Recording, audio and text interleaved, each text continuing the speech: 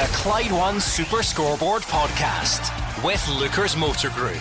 Land Rover Glasgow North has now relocated to Hillington Park, Glasgow. The fastest goals, the expert opinions. This is Clyde One Super Scoreboard. The Scottish Premiership is up and running, as are Celtic. A 4-2 win against Ross County means it's 3 points in the bag for Brendan Rodgers on his return to competitive action as Celtic manager. 2 from Turnbull, 1 from O'Reilly, 1 from Kyogo. A spirited Ross County performance in parts, and in the end 3 points for the home side. We have a lot to squeeze in before the 3 o'clock games get underway. There will be lots more reaction to Celtic's performance. I'm looking for you to get in touch on the open line later. We'll hear from Brendan Rodgers as well. How would you sum it up briefly, Hugh Keevins? For me, job done. In places, excellent. Finishing, first class. O'Reilly, Turnbull, Kyogo. But in places, sloppy. Goalkeeper a concern. Back four, understandably ring rusty, given you trying to incorporate a new signing, Morawski. The 3 points puts Rangers under pressure at Kilmarnock straight away, but it wasn't vintage Celtic. Well, no, Hugh's right, it wasn't vintage Celtic, particularly for that 15 minutes, but I thought they got in their stride after that. I thought the inclusion of Turnbull was a brave decision from Brendan Rodgers, and Turnbull took it on in his stride and had an impressive hour. In the second half, okay, it might have died down a bit, but I still thought Celtic put together some nice moves and their goals were terrific. Disappointing, always disappointing to lose a couple of goals, but I think Brendan Rodgers and the Celtic players will be happy with their afternoon's work. Yeah, I agree. I think you'll be disappointed with the 2 goals he's lost, but he scored 4 at home. Early start to the season, first game, front of a packed Celtic house. So I think Brendan Rodgers walking around the park, applauding his supporters, will be quite pleased, but still a bit of work to be done. Well, there is work to be done, there's no doubt about it, and things will get better. If you remember Brendan Rodgers when he came in before, it took a wee bit of time for things to really get up and running. I think he will be a manager who will make the current crop of players better. That's why I never really bought into people saying Celtic were weaker this year.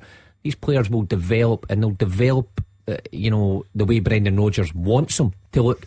But again, some of the ideas that he's implemented today and throughout pre-season, I thought, listen, they were evident today, mixed with a style and a pace that was there last season and the season before under Postecoglou. So it all came together nicely. It's about improving that as the weeks go on. And the Celtic fans can decide for themselves, Hugh, on the open line. But there were storylines there. David Turnbull was the pre-match storyline when he was included in the team. He then goes and scores 2 goals and could have had a hat-trick. There were bits of the performance that looked very much like Ange Postecoglou's team and didn't look like Brendan Rodgers the first time, but there were tweaks there as well. So we'll see what the Celtic fans made of it. They almost scored what would have been the contender for the goal of the season on the first day of the season, starting deep inside their own penalty box and up the park in 3 or 4 passes, and James Forrest should have scored. I know that we commend the goalkeeper for the save, but James Forrest should have bust the net. Okay, plenty more reaction to come from Celtic Park. You can do that on Twitter and on the open line a bit later. We're going to go full steam ahead to preview the remaining fixtures and my favourite time of the season, the pundits' predictions as well, all coming up next. And now a word from our podcast sponsor, Lookers Motor Group. They've got Jaguar, Land Rover and Volvo showrooms across Glasgow and the West, so you can find the new or used approved car that's right for you. The Land Rover showrooms can be found in Motherwell, Darnley and the north of Glasgow, with their Jaguar and Volvo showroom found in Hillington. And right now at lookers.co.uk you can browse and shop 24/7, value your part exchange, order and take delivery from the comfort of your own home. Every approved used Jaguar, Land Rover or Volvo comes with a minimum of 12 months warranty, roadside assistance, MOT test warranty, an independent mileage and service history check, software updates and lots more. Check out lookers.co.uk to get your new or used approved Land Rover, Jaguar or Volvo today. Now back to the podcast. Scottish football's league leader. This is Clyde One Super Scoreboard. Hugh Keevins, Mark Wilson and Gordon Dalziel are in the studio. They've just witnessed Celtic beat Ross County by 4-2, and we will continue to react to that one throughout the afternoon. You can tweet us, and the open line will be here when the 3 o'clock games finish. Let's turn our attention to those, though. Fraser Wishart, you gave us the teams earlier from St Johnstone against Hearts. Let's elaborate a bit on where both of these teams are at heading into the new season. How would you sum it up again? Well, I think there's a sense of excitement around the whole Hearts support, around the whole club. Gordon, and I think question over the summer, of course, with a bit of fun was who's picking the team, who's in charge, and an interview with Frankie McAvoy, Stephen Naismith didn't really clear up, but been backed by the board, like Neuvenhoff, all do their best. Third, and you look at the squad, as I said earlier, with likes of Boyce and Beningame coming back as well.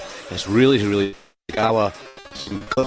We'll try and get back to Fraser Wishart. I think he sounds like he's been overtaken by a Dalek. Well, I mean, it's the start of the Edinburgh Fringe Festival today. I think Fraser's just getting into the party mode there. Must have missed the best of Ferdham. You know what though? That's most exciting. Because he's a consummate professional, he hit on one of the main talking points straight away. This Stephen Naismith, Frankie McAvoy business. I wonder if in reality this is about optics more than anything. They worked together last season. Stephen Naismith's still there, probably behind the scenes. Not that much is actually changing, but there's a perception that has to be put out there due to coaching badges and all that sort of stuff. But optics are also important, and I feel like from the outside people are going to use it as a stick to beat Hearts with all season, but in the building it's maybe not that different. In every defeat this will come up. If they lose a game, people will say, well, the players don't know, the players are getting confused, whose voice are they supposed to listen to? It's messy. I know there are European reasons, UEFA reasons why it has to be this way, but I watched the two of them do an interview for Sky, and it was almost embarrassing, because the question was asked and they look at each other as if to say, who answers this? So right away there's confusion there, but as I say, it will only show itself when Hearts lose a game. And this afternoon, if they don't beat St Johnstone, who are most people's tip to go down, then the confusion will be highlighted immediately. Let's try again, see how clear we can make Fraser Wishart sound. Fraser? Oh no, not clear at all. Let's try and get that cleared up. Mark Wilson, what do you think? Is this just optics, or is it something that is genuinely disruptive for Hearts as a football operation? I tend to take these things, or try and imagine them, if I was a player. And although they've probably sat down behind closed doors and instructed the players what has actually happened, I still think it would be confusing. But what about though? But that's what I'm trying to get at. Behind the scenes, though, I'm not talking about the message. Let's assume, and I don't know if this is the case, but if what we're told, if it's the same guy that's taken the training as previously, and because they were there last season, I think it would feel confusing for a player. I mean, you might have a wee chuckle when you watch a Sky Sports interview, but that's the thing. I still think as a player you still sit down and you listen to your manager on the TV, maybe defending news as a group of players, and it's the one message, if you know what I mean, Gordon, it's the one message that's coming throughout the club. I think when you have that joint approach, it leaves areas that can cause problems further down the line. I think it's a unique situation. I think if Stephen Naismith did have his UEFA Pro licence, there'd be no doubt who the manager would be. So quite an odd situation. We'll see how it develops out the season. Even things on the touchline, I know we see managers and first team coaches have chats on the touchline about changes to make. Often one of them goes and takes a back seat. How's this going to look in the touchline? Things like that are important to fans and players watching in. When Robbie Neilson was the manager, there was no doubt that Robbie Neilson was the manager and Lee McCulloch was number two. I go back to the halcyon days of when Jim Jeffries and Billy Brown were there. Jim Jeffries was undoubtedly the manager, and Billy Brown had his role to play. I don't think no one's trying to deny that it's a different situation. It's a bit unique, Gordon. I've not seen it. Like I said, I'm just trying to understand how much of this is funny and dramatic and chaotic for people on the outside versus actually what they're all feeling within the building. This will only raise its head if Hearts get through a bad time. of results. If Hearts go out there and win, I don't think anybody will care. They've obviously sat down, they've discussed it, they've discussed the way forward. All parties obviously are happy, from above right down to the dugout. Be interesting to see how it goes. I do agree with Mark. If Naismith had all his coaching qualifications, he'd be the man. It becomes a problem at 5 o'clock tonight. If you don't beat St Johnstone, it becomes an immediate problem. Let's go, whilst we try and clear up Fraser Wishart's situation, go back to Livingston against Aberdeen. David Field, we're going to have a bit of fun with the predictions in the not too distant future, but almost as a sneak preview of that, Livingston are starting to remind me of Hamilton Accies, because they just keep defying everybody, and then that almost becomes a self-fulfilling thing where people say, well, you can't tip Livy to go down because they prove you wrong every year. People would then rightly say, yeah, but at some point that might run out. Where are you on Livy?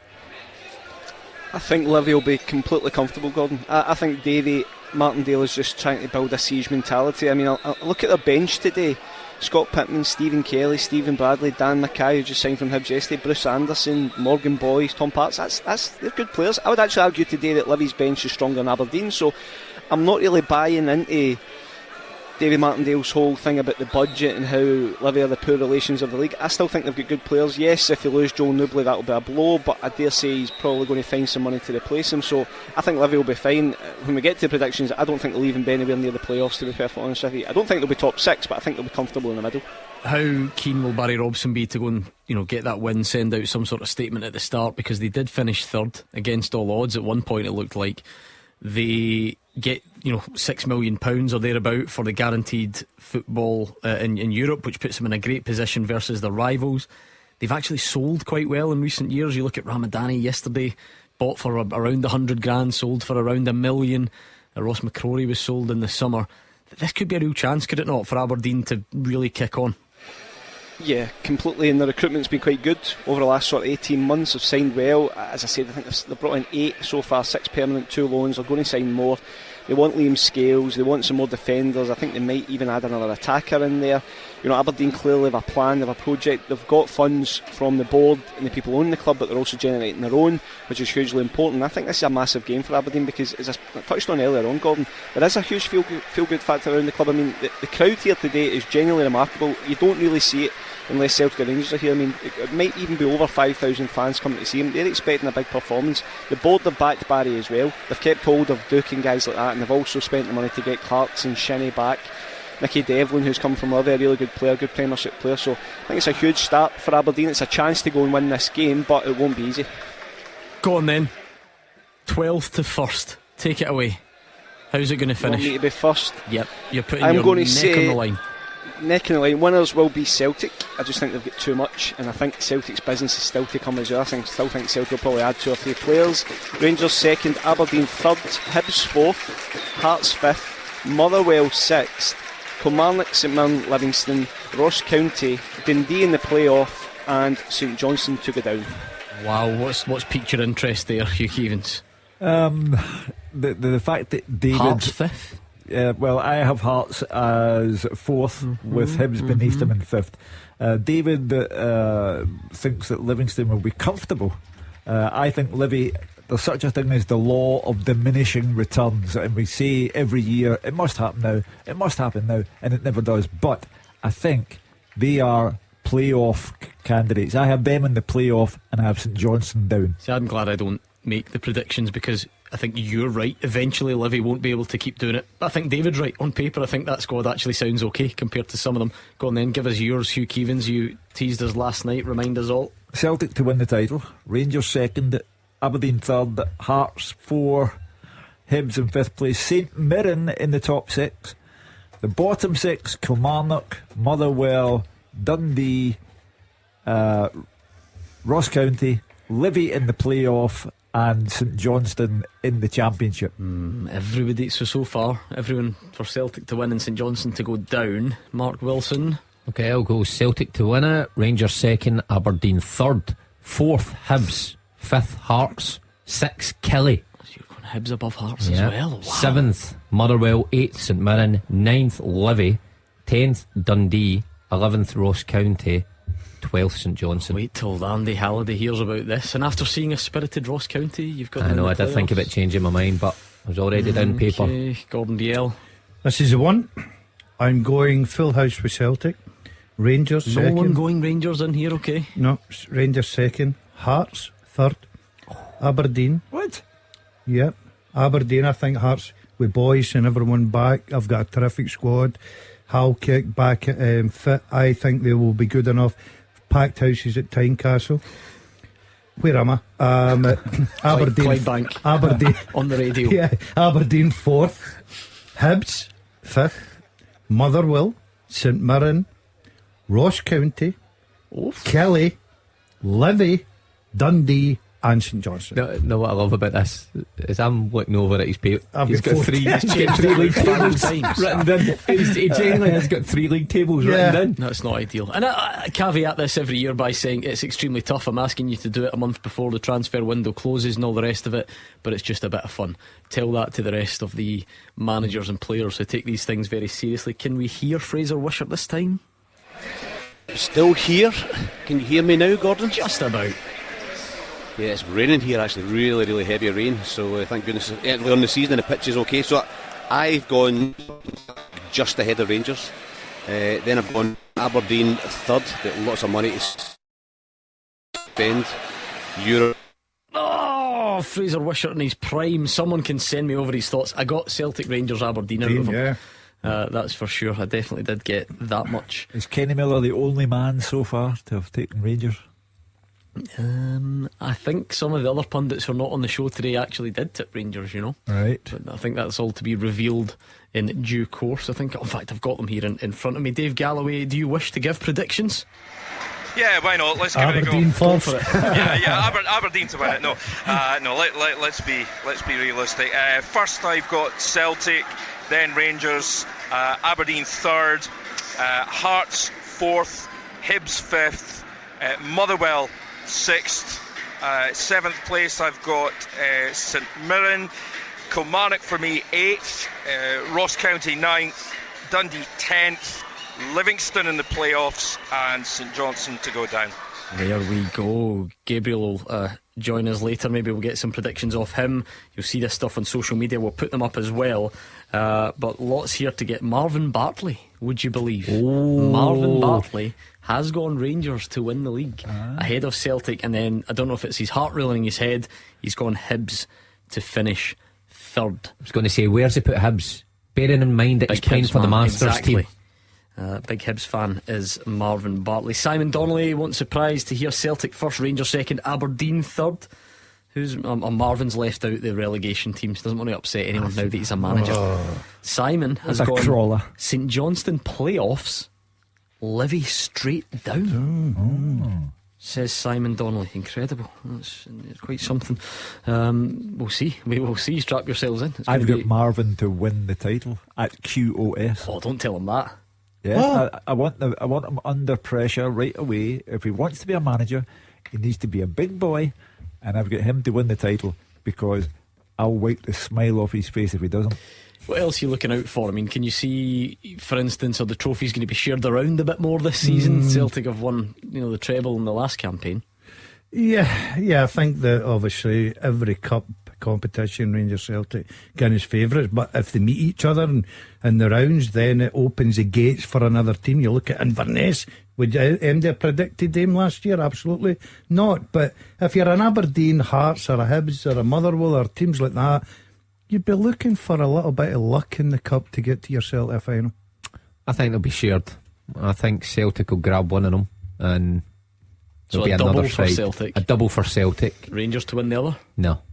Rangers trophyless again. Yeah, I'm going for Aberdeen. Tell you, Wow. Twitter will be he's in trouble come exploding. May, I Yeah, think as we are Aberdeen, the speaking. pressure on Barry, he's been backed. I think it'll be their I've year. got Rangers to win the League Cup and Celtic to win the Scottish Hugh, Cup. we can say anything we want because this man's just taking Just the pressure taking me right right now. off. Yeah. I've taken Rangers to win the League Cup and Celtic for the Scottish. Well done. Yeah, we can all do that. Well, you didn't. Well, it's going to be a long, hard season. We will see, and it all kicks off in terms of the 3 o'clock games very soon. Let's quickly just get a recap of the teams from Livy Aberdeen. David Friel. Yeah, Livy Gordon looks like a 3-4-2-1 formation. Shmal George in goals, Mikey Devlin, Ayo Obalai, Louis De Lucas, Jamie Brandon, Jason Holt, Andrew Shinnie, Christian Montano, with Mohsen Garrett and Joel Newbley in behind Curtis Guthrie. As for Aberdeen, it's Kilruss in goals, Nicky Devlin, Slobodan Rubizic and Jack McKenzie are the back three, Shaden Morris, Dante Polvara, Leighton Clarkson, Graham Shinnie and Johnny Hayes the middle five, with Duke and Bojan Majowski up front. Should be a good game that. Listen to that Aberdeen support, really impressive numbers. What about Dundee Motherwell, Dave Galloway? Dundee against Motherwell, just to recap, Dundee have got John McCracken in goals, then it's Owen Beck, Joe Shaughnessy, Jordan McGee, Amadou Bakayoko, Lyle Cameron, Lee Ashcroft, Zach Robinson, Luke McCowan, Malaki Boateng and Anthony Portales. Motherwell have Liam Kelly in goals, then Stephen O'Donnell, Bevis Mugabe, Blair Spittle, Callum Slattery, Theo Bair, Dan Casey, Paul McGinn, Lennon Miller, Papa Soare and Connor Wilkinson. Looking forward to that one as well. By all accounts, the rain is so bad in Perth that that's perhaps why we can't hear from Fraser Wishart. I'm looking at the Costa del Clyde Bank and it looks alright. I'm hearing it's dreadful in Kilmarnock as well, ahead of Rangers heading down there. Summer football, Hugh. Yeah. The 5th of August, no less. You see, it's your good fortune to be in the jewel of Western Bartonshire here and not stuck in a place like Perth. 3 good fixtures to look forward to. How do we see them panning out this afternoon then? You all had a good go at the Celtic prediction, couldn't get it right. What's the ACA looking like on these 3? Well, I will take Aberdeen to beat Livy, Hearts to beat St Johnstone, I'm sorry, Dundee to beat Motherwell, and Rangers. Are you listening, Simon, from the programme last night? Are you listening? Rangers to win 4-0 at Rugby Park. Wow, Mark Wilson. Wilson. I think Aberdeen will beat Livy.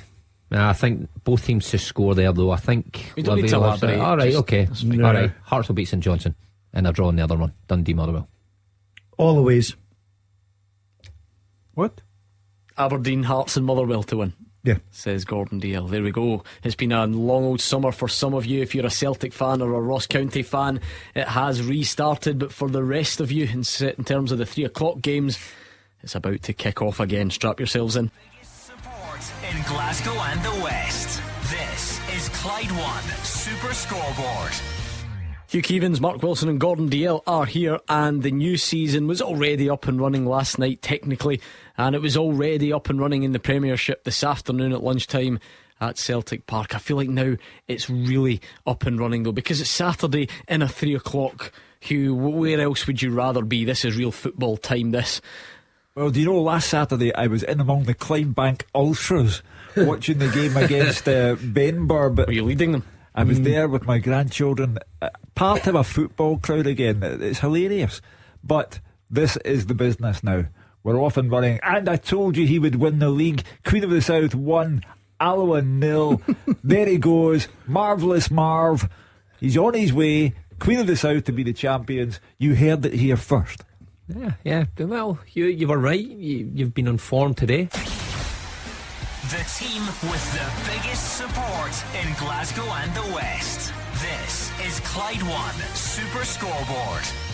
Hugh Keevins, Mark Wilson and Gordon Dalziel are here. Apologies for the unexpected technological error. That's a good choice of word from you, Hugh I Keevins. told you modern technology is the devil's work. Listen, it's early in the season. We're just building up a bit of suspense. Bonnie Rose 0, Dumbarton 1, Michael Ruth in 4 minutes. Queen of the South were the first scorers in the 3 o'clock games in Scotland as well. Marv, manager of the year already. So you know the deal here. We keep you up to speed on everything that's happening in the games. We have a bit of fun along the way. You can tweet us at Clyde SSB. We're going to do a teaser in just a second. We'll hear from the managers if there's an early game like today. We're going to hear from Brendan Rodgers and Malky Mackay very soon. And then when these games are over, the open line will be here around 5 o'clock. Marvin Bartley's conceded. Queen of the South 1. It'll be sacked by 5 o'clock. Alloa 1. What a managerial dud he turned out to be. It's the last thing you want to hear if you're a manager. Hugh tipping you for manager of the year and the title 2 minutes in. Can all go wrong after that. He'll come good in the end. Yeah, absolutely. I do love this. See, this first Saturday of a new season. I just feel like anything's possible. You can have You can dream big, Gordon Dalziel. Then by 3 you might be fearing the worst. You're getting a first look at new signings. Everyone's looking to get the season up and running quickly. Partick Thistle have done it, 1-up. That's the Gordon Dalziel derby. A legend of both Partick Thistle and Wraith Rovers, Jack McMillan, inside 5 minutes. A bit of a delay to events at McDermott Park because there's a problem with Fraser. There's a problem with the VAR communications. And there's a problem with our communications to Fraser Wisher, and there is a problem apparently even on the phones and all sorts. Tell me this: if in and out of Perth at the moment, if there's a VAR complication, does that mean the game can't stop?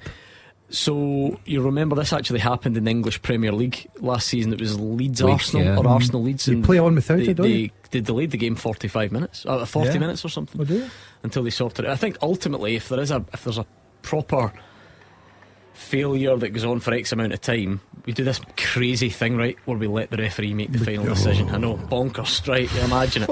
They were the old days. The fans are booing, the players are out in the rain, and look, no doubt VAR will get a bit of a kicking, and understandably it is annoying that you have to wait these things, but like I said, there must be some issue in the McDermott Park area. We can't speak to Fraser Wisher either.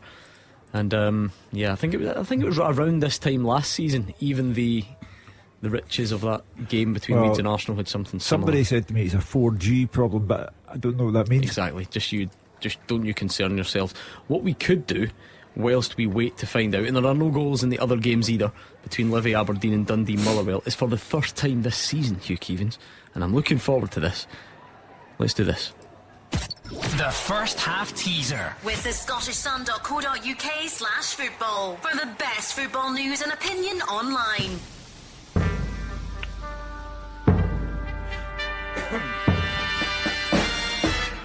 Simple, straightforward. Gimme 5.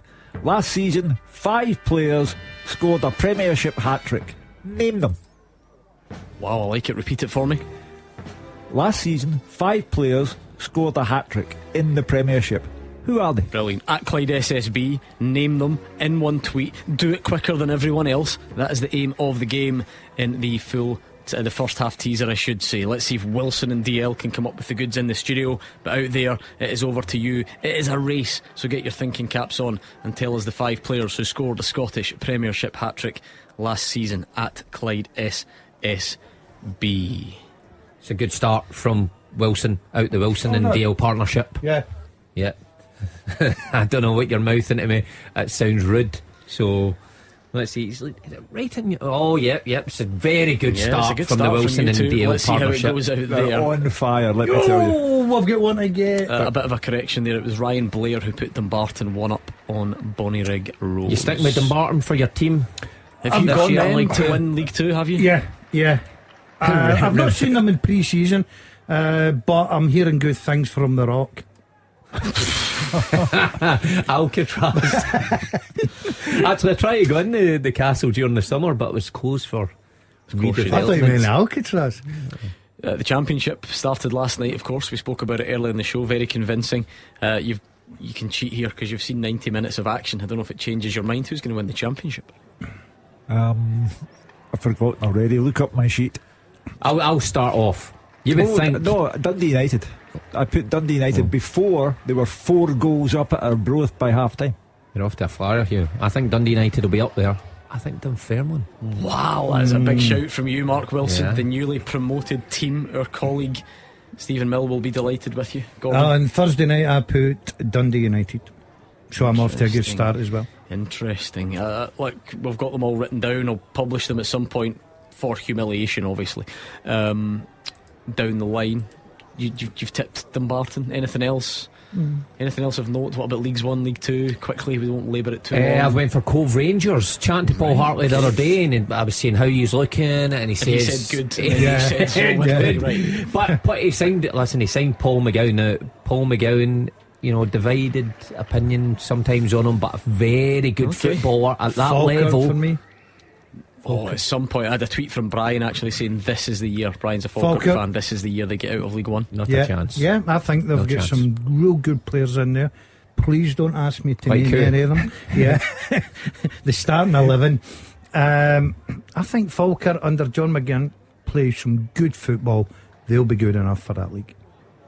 I'm not so sure. No, you've gone Cove. Anything else? I You went went Cove. Dumbarton League 2, did you? Yeah, I went Dumbarton. Yeah, I'm sticking with the Where Don. did I go for? I think I went the Sons of the Rock You went as well. for Stirling. Oh no, I tell you who, I went for Forfar. Forfar. I've heard good things about Forfar. Forfar looking good this season. Yeah. Looking good pre-season. Did they win three? I've heard some good things. Cup games. So yeah. I seen somebody going for East Fife. I don't know who it was, but I seen that. And You know that way Don't know, you but come somebody into did, yeah.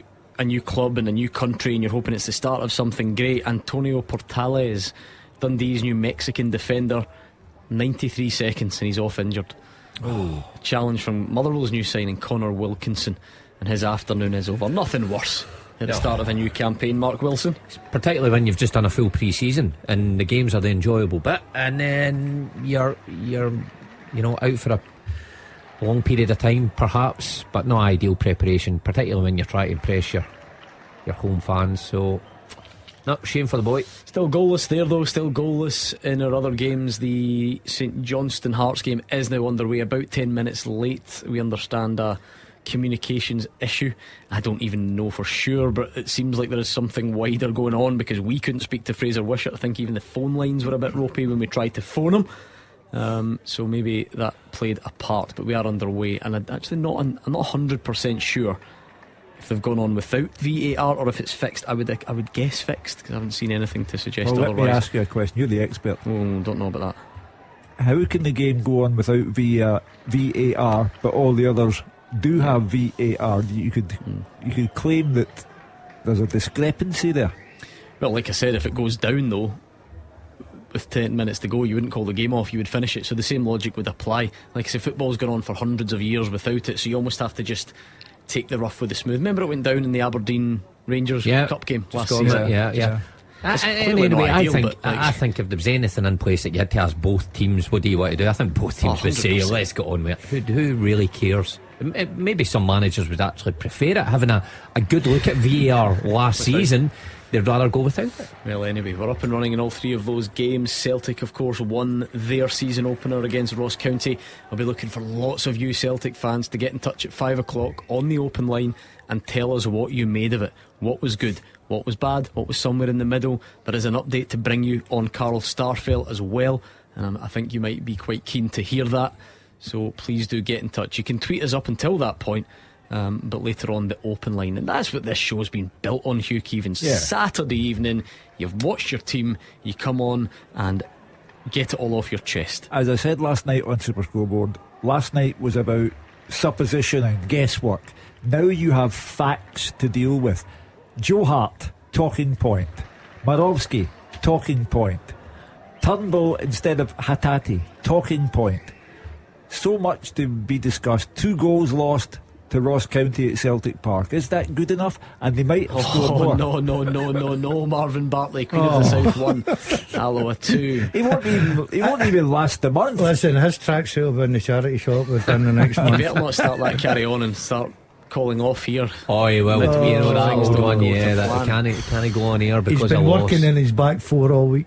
Penalty shout for Aberdeen. Miovski goes down after an alleged push. Nothing given. Connor comes in and Duke heads over. How important was it for Aberdeen to hang on to those two?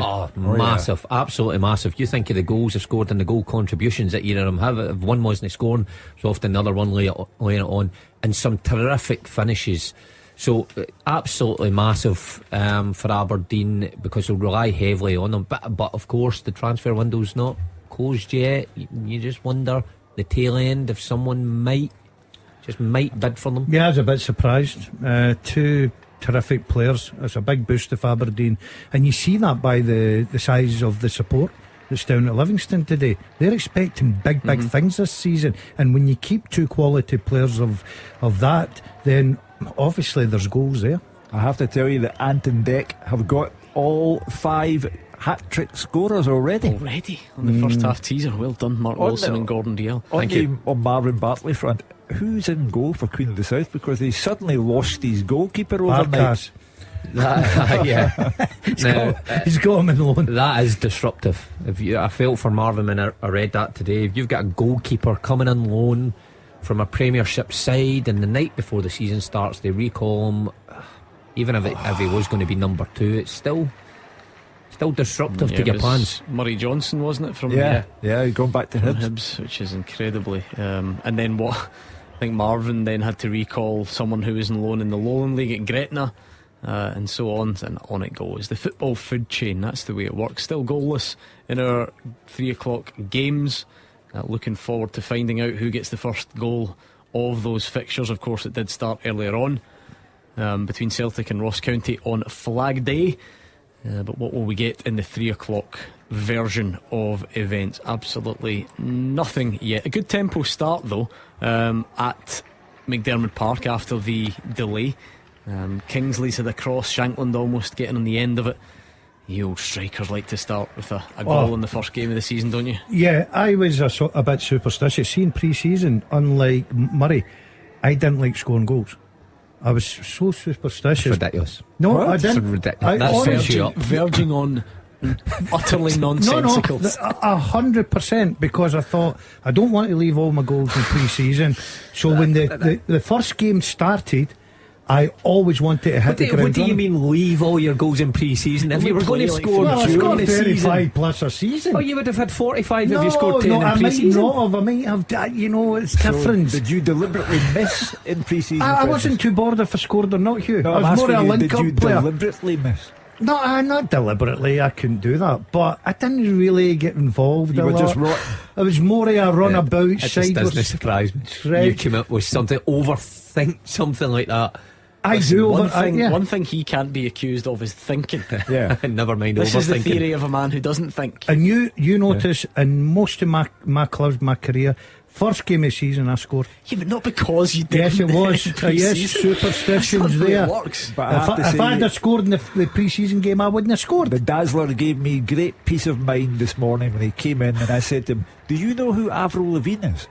Oh, by the way, Craig Levine's Annie. What a start to Clyde One Super Scoreboard Monday to Friday. We've got a brand new studio. We're live streaming the show. You can now watch it on YouTube, on Facebook and Twitter, as well as listen to us the way you normally do. We've had great fun. You can see the guys in high definition, see how they react to callers, see how they react to each other, see what they're wearing, obviously, see if they've had their hair cut for the studio. And of course it was the first televised versions of Beat the Pundit, and last night was a real highlight because new producer John, he threw in a wee sort of left field question: is it true or false that Avril Lavigne is the niece of Craig Levigne? And Hugh said true. I'd have gone through as well, Hugh. Yeah, it's true. He came in the office today, asked me and Gordon if he knew who Avril Lavigne was. With it put in context, I thought he may have listened or may have got tickets to one of your shows. I didn't realise it was a question. Well, You thought, whoa, let me backtrack. You thought he had tickets to an Avril Well, maybe, Lavigne show? you know, one of his grandkids had said, I'm treating you, Grandad, to Avril Lavigne. Or He's here's just a CD. skater boy, as our Hugh Keevins. I would take their name out of the will if he did that. But it's And been you went great. along with it. You would have said true. I'd have said true. You'd Yeah. have Come said true. on. I mean, I don't know who that is, and plus the fact it's the most stupidest question ever. John will need to have a look at yourself. That's not a football question. He also thought that Elvis Presley sang "Only the Lonely." I'll go that's a Robertson. shocker. Yeah, of course. Oh, he said a shocker there, John. I'm not so surprised that I suppose you're pretty much of Hugh's generation. You're closer to Hugh than you're us, but I didn't. Yeah. I just thought Avril Lavigne pretty well known. Well, you would need to tell me what she actually does. Is she a singer? Yes, Give me one tune. skater boy, Scare boy. complicated.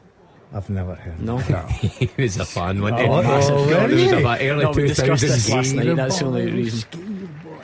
I've never heard the Skater Boy. We Cilla Black. If it had been Cilla Black, I'd Yeah, have got it. yeah.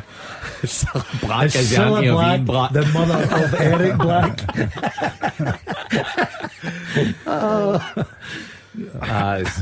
John needs to up his games with Have the you questions. enjoyed it? Have you enjoyed the Been first brilliant. week in the new Oh, studio? yeah. Because we've gone old school today. At the weekends, we're not doing the full live streaming thing yet. Maybe in the future. But you're now out there for everyone to see. You turned up with a tuxedo on Tuesday night. I was Hugh in a Keevins. supermarket yesterday, and everywhere I went, "Where's your tuxedo?" So, but I said that would be like telling the same joke twice. I've done the tuxedo. Now I'm back to being me. Doing the denim shirt. Yeah. That's the game, Hugh. Have you enjoyed it? Good feedback, has it? Yeah, I'm unfortunate. I'm sitting with two young, handsome lads. You know what I mean? I'm sitting Thank there. you. These two boys, two male He must want models. something. He's never ever I know. What you after? The so-called Richard Gere lookalike. Yeah. That's true. You sitting with the best teeth this side of the Erskine Bridge, I've got to say. That's a compliment. They have been touched Oh, up you've been over the summer. You're double Brushed them teed. hard. Someone actually replied on Twitter saying, "Have you had your teeth done Oh, for the studio?" No, you're double falling. No, teased. you're falling. No, you're Turkey falling teeth. in. You're falling into the common mistake. What happens in the summer? Your face gets darker. It makes your teeth look whiter. Think about it. Oh, he's not happy with you No. saying that, Think is he? no. Kenny, He's not the happy. other thing that intrigued me about the first week, Kenny Miller described his haircut, and it was, I got a number one there, and then a 1.5. Or I thought, That's the way of it now, Hugh. That's the way of it. I'm sitting with used to. I've got a nose on me to keep a cigar dry in the shower. And all of a sudden, I'm on camera. I've not heard that before. I've never heard that. What was the one we came up with That is last true, season though. that you could smell? You can smell a Sunday dinner on a Thursday. That's been my favourite from last season. I do like when people tweet in about your nose. It's one of my favourite parts of the Okay. show. Anyway, back again on Monday night from 6. You can live stream the show. Blair Spittles had a drive just wide from 25 yards from Motherwell, deflected for a corner. A Livy chance. Mo Sangari wide from the edge of the box. There's just so much, Gordon. You go through it all. You look at that Motherwell team, and the main talking point probably: how on earth do you replace Kevin Van Veen? How can anyone replace Kevin Van Veen in the goals from last season? And then you start looking at, maybe some of the new signings. And of course, someone like Lennon Miller, 16 years of age, got 2 goals in the Viaplay Cup. He's been chosen, he's been given the nod in midfield to start a league season, 16 years of age. Love to see that. I love to see that. You said earlier about Fraser be sitting there pulling his strand of hair because of the young players that are starting in Scotland. He's certainly a talent, the lad.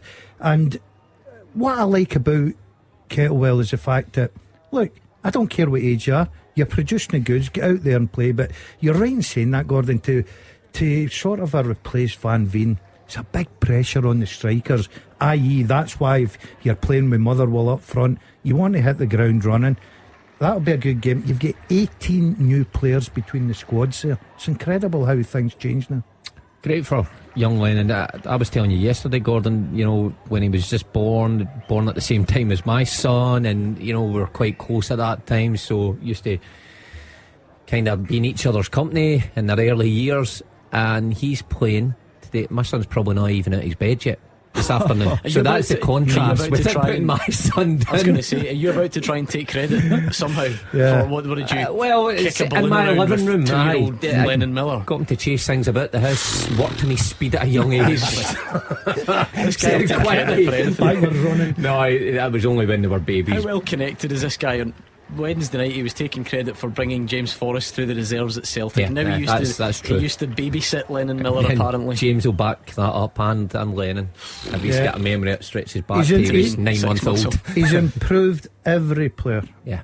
He's improved Mark every Wilson player. It's on my CV. Yeah. You just look at that boy's CV. Every For player. those at Brecon. Hugh Keevans, if you could play a goal for Airdrie. Now, I'd want because that's a very interesting fixture. That Dunfermline, your tip to win the championship. Aye. They've come up along with Airdrie, and then they play each other on the first day of the season. And Airdrie, who've had a very good group stage of the League Cup as well, I wonder if they're dark horses. They've opened the scoring at Dunfermline. Rhys McCabe's done a outstanding job, not just in managing but playing as well, which we all know is incredibly hard to do. Managers in the past tend to chuck it quite quickly when they play, so he's done a great job. So it'll be interesting to see how they progress. And of course, Airdrie was the answer to the question: whose fans sing Only the Lonely? That is it's true. Airdrie fans. That is And true. Would you have got that? No.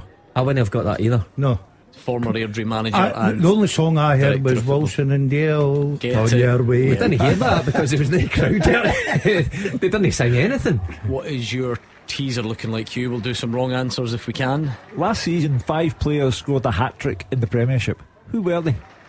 And apparently Mark Wilson and Gordon Dale have got this all already. 5. Yeah. Astonishing. Easy work. We've been studying. Absolutely astonishing. And I must say the guesses, are very good. Colin Robbins wants to throw in someone who scored today, I think Jordan White. No, he's not there.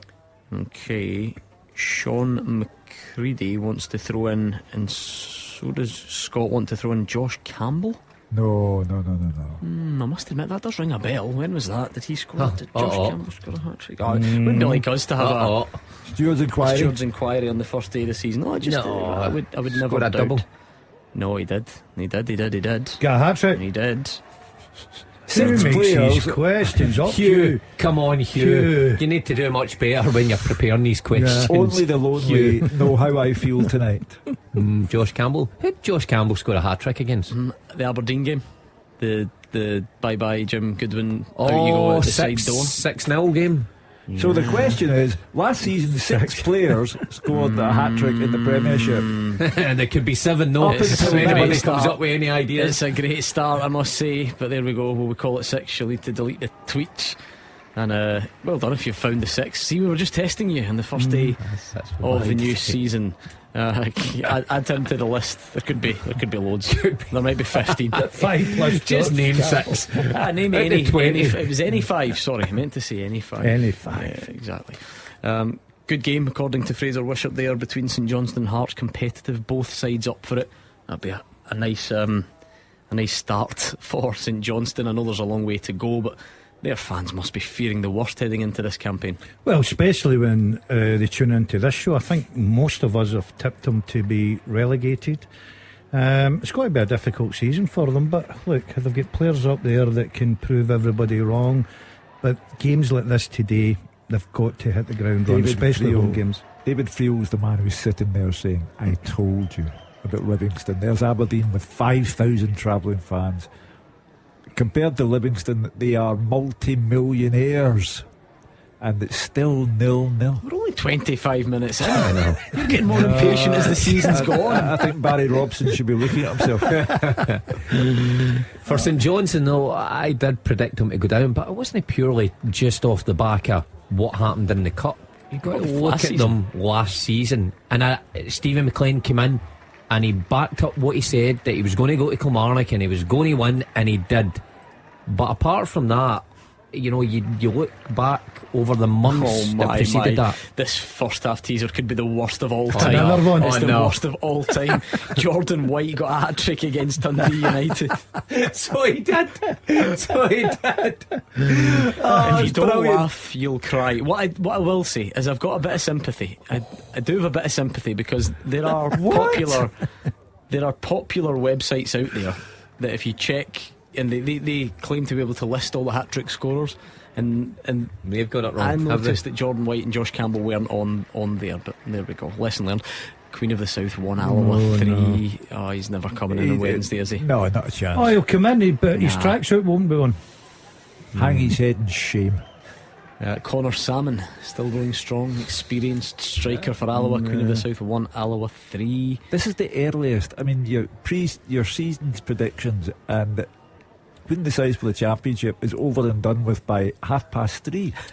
I'll need to nip over to Hamilton next week and have a word. See him. He's a good friend of mine now. Big Martin.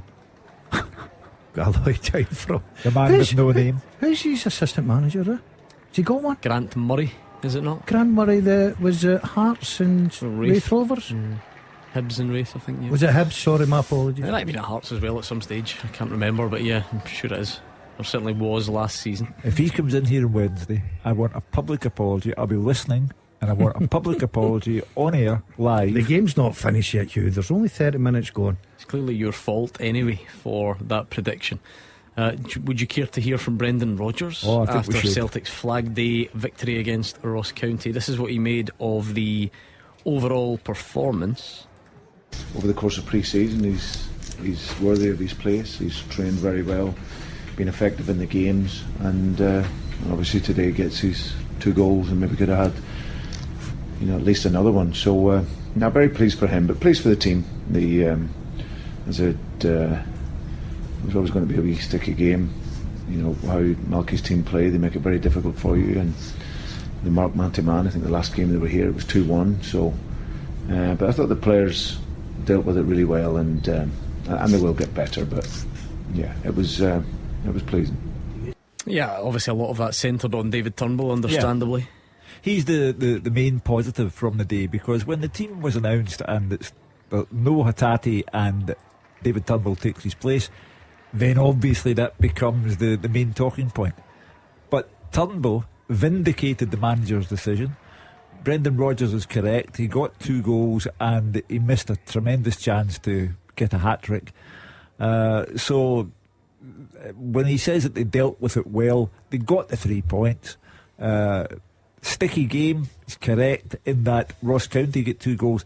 I think the Celtic fans, if you are trying to examine the game in a forensic way, the Celtic fans are asking, well, how did Ross County get 2 goals at Celtic Park? He sounds happy to me. He sounds content, I've got to say.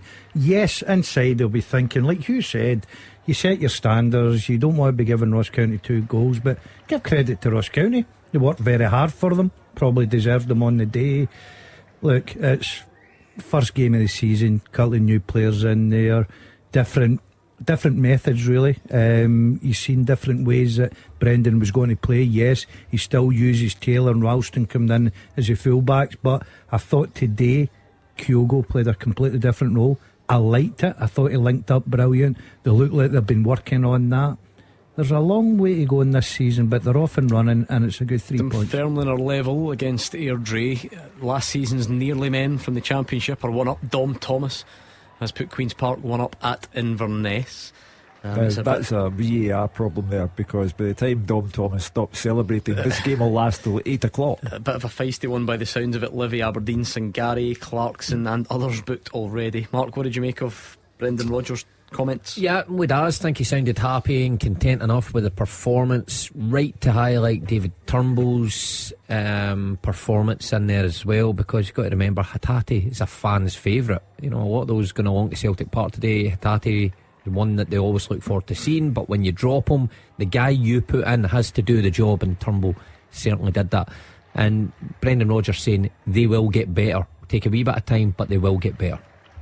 I think that he's a talent. I remember seeing him when I was first up here, and I liked his game, and he just maybe hasn't quite hit the heights of what his talent is. So, but I spoke to him in pre-season and said that by shame if you don't achieve what you can do in a club like this here, because you have the talent, but you have to be a working talent, and you have to be able to run, and you have to be aggressive in your game, and if you can do that, then your qualities will come through. So he's a player I really like. You know, I love his care with the ball, his passing, and his efficiency. You know, he gets in the box, he gets goals, and maybe could have had a hat-trick today. Interesting, very specific feedback publicly as well for David Turnbull. Well, he said a couple of days ago that he has to keep working, and he's backed it up there by what he's actually said to Turnbull face to face, and he's put it out there for all to hear. So David Turnbull knows what he has to do to stay in that side. He has to be a worker. It's such a big part of the game now, with these elite managers like Brendan Rodgers and Postecoglou who come in. Everybody thinks about it's what you do on the balls, often what you do off the ball to contribute to the team pressing, and maybe that just lacked from David Turnbull, and maybe he's getting the message now. So he's got the opportunity. He knows what he has to do. It's up to him to keep his place. I think Turnbull would have loved that conversation with Brendan Rodgers. Apparently I don't know, so I'm not going to say 100%, but Postecoglou wasn't that type of manager, didn't like to have the conversations with the players. But I think Brendan Rodgers, I think you can safely say that 100%. Right. There was not a lot of direct communication one-to-one for players. Brendan Rodgers has come in and basically laid it on the line with Turnbull, saying, look, you have got the talent, but here's what you need to add to your game if you're going to be a regular in my team. And you've got to say, pre-season and today, he's certainly taking up the challenge. See that? There's nothing better as a player when you go in to a manager and ask him for answers. Why am I not on the team? What can I do better? Rather than getting fobbed off and, you know, something generic, to be specific about your game, that you can go away. Now, if you don't do it, you can't chap the manager's door again and say, well, why am I not on the team? Well, I've already told you, and you've not improved. So he knows where he stands. Do you remember when Matt O'Reilly came out and spoke about the difference between Ange Postecoglou and Brendan Rodgers, and he mentioned that Brendan Rodgers would come in and eat with the players and have a conversation with the players? A lot was made of it at the time, and Matt O'Reilly said, I'm not making a criticism of Ange Postecoglou. I'm just talking about different personalities. Now, David Turnbull is the first recipient of that kind of close man management that Brendan Rodgers specialises in. He's made him feel valued at the club, which he didn't feel in the latter days of Ange Postecoglou. So that's the start of it with Brendan Rodgers. Turnbull is the first example of the manager's man management skills. It works in different ways, Hugh, and I know what you're saying. As a player, I would rather have had the one-to-one with the manager. But Postecoglou, you're saying there about, I think Rodgers will get the best out of Turnbull. Really do. Already started off in a good faith. But Postecoglou, you've got to defend him. Look at the way he's made Taylor at left back. Yep. You know, with I don't think anyone's saying it's right and wrong, or it's that black it's and just white. Different management styles. He's made Turnbull, Brendan Rodgers has made Turnbull feel valued, and when a person feels valued at their workplace, then it stands to reason you'll get more out of them. And straight away, he's got 2 goals today, should have had a third, and it looks like the guy who cost Celtic £3.5 million. Peter Harring's headed inches wide for Hearts. Atkinson's had a good chance, but he's pulled the shot wide. Remember, we're running late in that one. By the way, just on those comments, Celtic fans, if you want to react on the open line, please do. That's what Saturday afternoons are all about. So we'll open the phone lines after the 3 o'clock games, and you can have your say on what you witnessed. How's about this? 5th of August, summer football. The ball is holding up at Dens Park, and they've had to go and sweep water off one of the corners. Well, we saw it at Hampden, didn't we? When was that? Mid-June. We saw it at Hampden. Never seen it in August. What a country.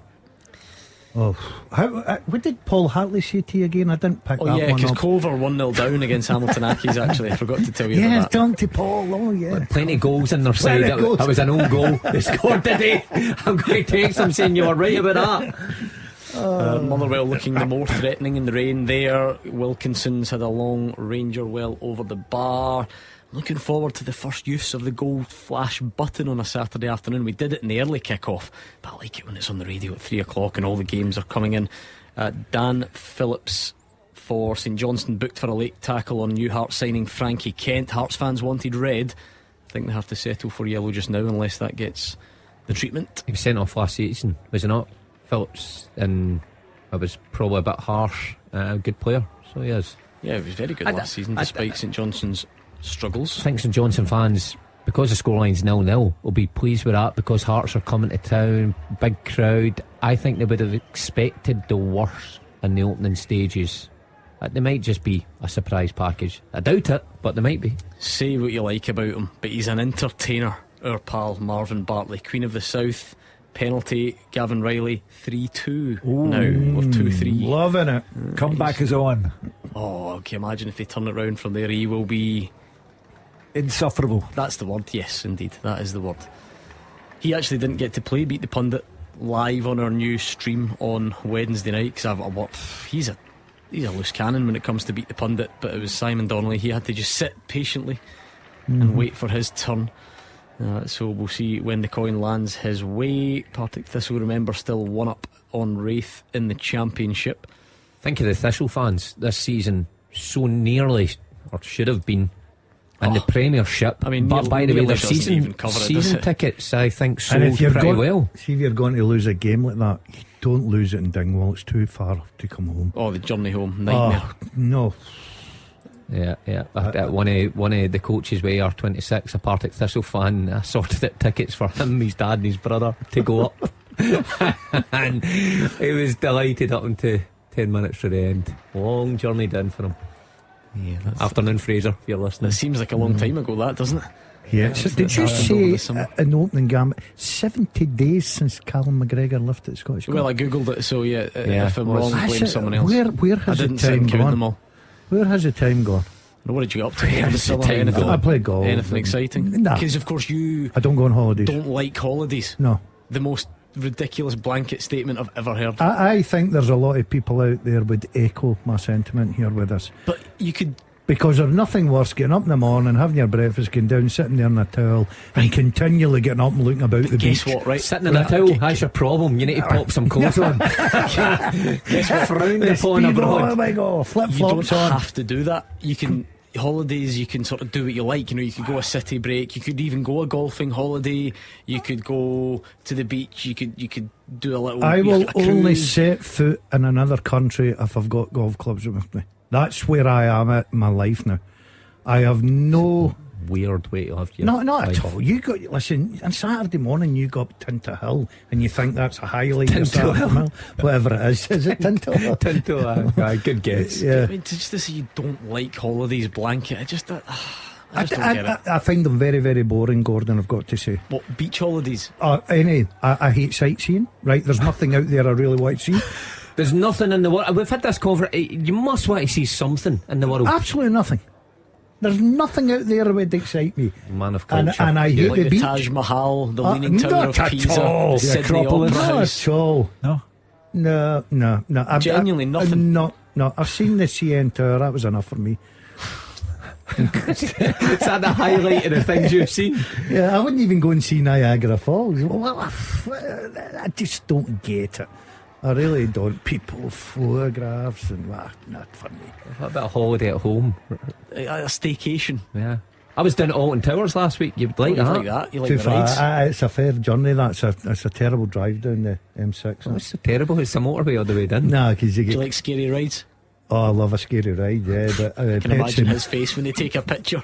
Yeah. The old souvenir. I've been on the Pepsi Max, and let me tell you, that's a scary ride. Right, that was Wish You Were Here with Gordon DL. Let's get back to football. In fact, I need to pick your two brains about what you got up to during the summer, but I will get back to it because I wanted to bring you this update. So, the situation with the VAR at McDermott Park, the game was delayed by 10 minutes due to a VAR power issue. The game actually did start without VAR, but it was then fixed some minutes later. It appeared to be water in the electrics. It was a stadium issue because there's basically water everywhere at McDermott Park just now. So back up and running. Hopefully it stays that way. Marvin Bartley, Queen of the South 2, Alloa 4. You sure they got a replacement goalkeeper? Yeah. It's a nice, exciting first half for They've them. got a backy in, haven't they? They can save. Aye. A 6-goal thriller. It's not even half I time. know. Incredible. Value for money there. Defence is on top. That's the way to look at it. Oh, there's this will break Roger Hanna's heart as he's heading home. As he's heading home from Celtic Park. Wealdstone 0, York 1. Why are you telling us that? Dippo Akinyemi, remember him? Oh, yeah. Roger's favourite from Ayr United I last thought year. he would have went. No disrespect to York, nice wee place, great races, but I thought he'd have went to a bit bigger club in York. You could holiday to York. Go to You the should be on the dungeons. York tourist board with an advert like that. York races is So brilliant. there we go. Great day out. But There's a name from the past as well. Watford 4, QPR 0. Vakun Bayo, remember him? Oh, yeah. Former Celtic striker. Striker. Didn't see very much of him really. Couldn't have hit a barn door with a banjo when he was here.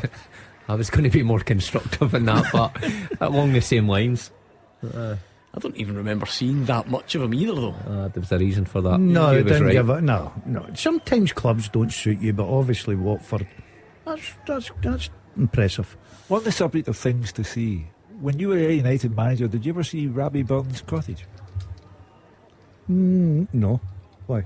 Oh, just, you're the manager of Ayr United. Okay, Hugh, I was too busy taking my team to finals and semi-finals to go round to Rabbi Thank God Burns' you said cottage. that. You're busy doing other things. The Club de Mar. That's more like Yeah, it. I'm not sure his Ayrshire sightseeing was quite along those lines. Let's leave it there before we get ourselves in any bother. We should be approaching half-time in a couple of the games. Have we ever much had to tell you about, and that's the thing. Don't get angry at me for talking about how Gordon Dale likes the scary rides at Alton Towers. Get angry at the games because there's not a goal to tell you about. There is in the Championship, and it was one of the men who scored in those playoffs. Aidan Fitzpatrick, Partick 2, Wraith Rovers 0. But Livy Aberdeen, Dundee Motherwell goalless approaching half time. A bit of a delay for St Johnstone Hearts, but goalless there nevertheless. Shall we do the teaser?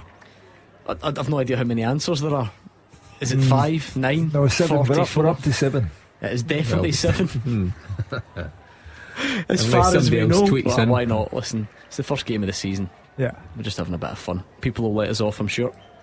The first half teaser. With the scottishsun.co.uk/football for the best football news and opinion online.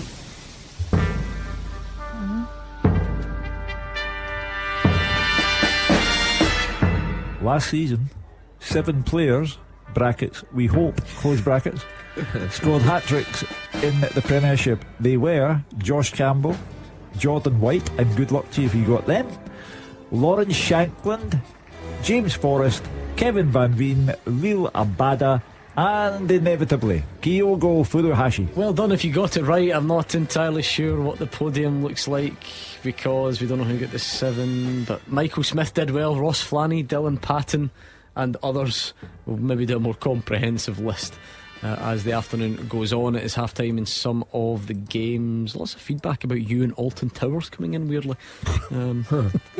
Possibly hope nobody's seen me. Why Montrose and Kelty 0-0 at the break. Clyde, are they still Jim Duffy's Clyde? No. I mean, he's the director of football or whatever. He'll be pulling the strings. A man of his influence. Yeah. Jim Duffy, yeah. Brian McLean, the head coach. But anyway, Jim Duffy's sort of Clyde are one up at Spartans on the opening day at half time. Where are they playing out of this year? Is it still Hamilton? No. By the way, I was going by Broadwood Stadium today. Is there anyone playing out of there this year? Cumbernauld Colts play there, do they not? Yeah, right, okay, yeah. Because of course it was open goal, but open goal, take it, are no more there, are they? So shut goal. Half time Hamilton 1, Cove 0. Yet the whistles are starting to go. What else have we got here? Oh, we do have a late goal in the first half. Where is it though? Goal flashes with M&D Green Pharmacy. Dundee 0, Motherwell 1, and it's Theo Bair. A lot made this week how he only scored 1 in 31 for St Johnstone last season. Well, he's got 1 in 45 minutes for Motherwell already. What a way to open your account, and a great time as well, right on the stroke of half time. And it's Dundee 0, Motherwell 1. I think that's a great test of character for Theo Bair, because he must have heard, read and understood that people were talking about, well, you've signed a guy who scored 1 goal last season, and he's had the mental strength to get his first goal in the first half for his new team Motherwell. You're $4 million, I've got to say, because you're right, Hugh.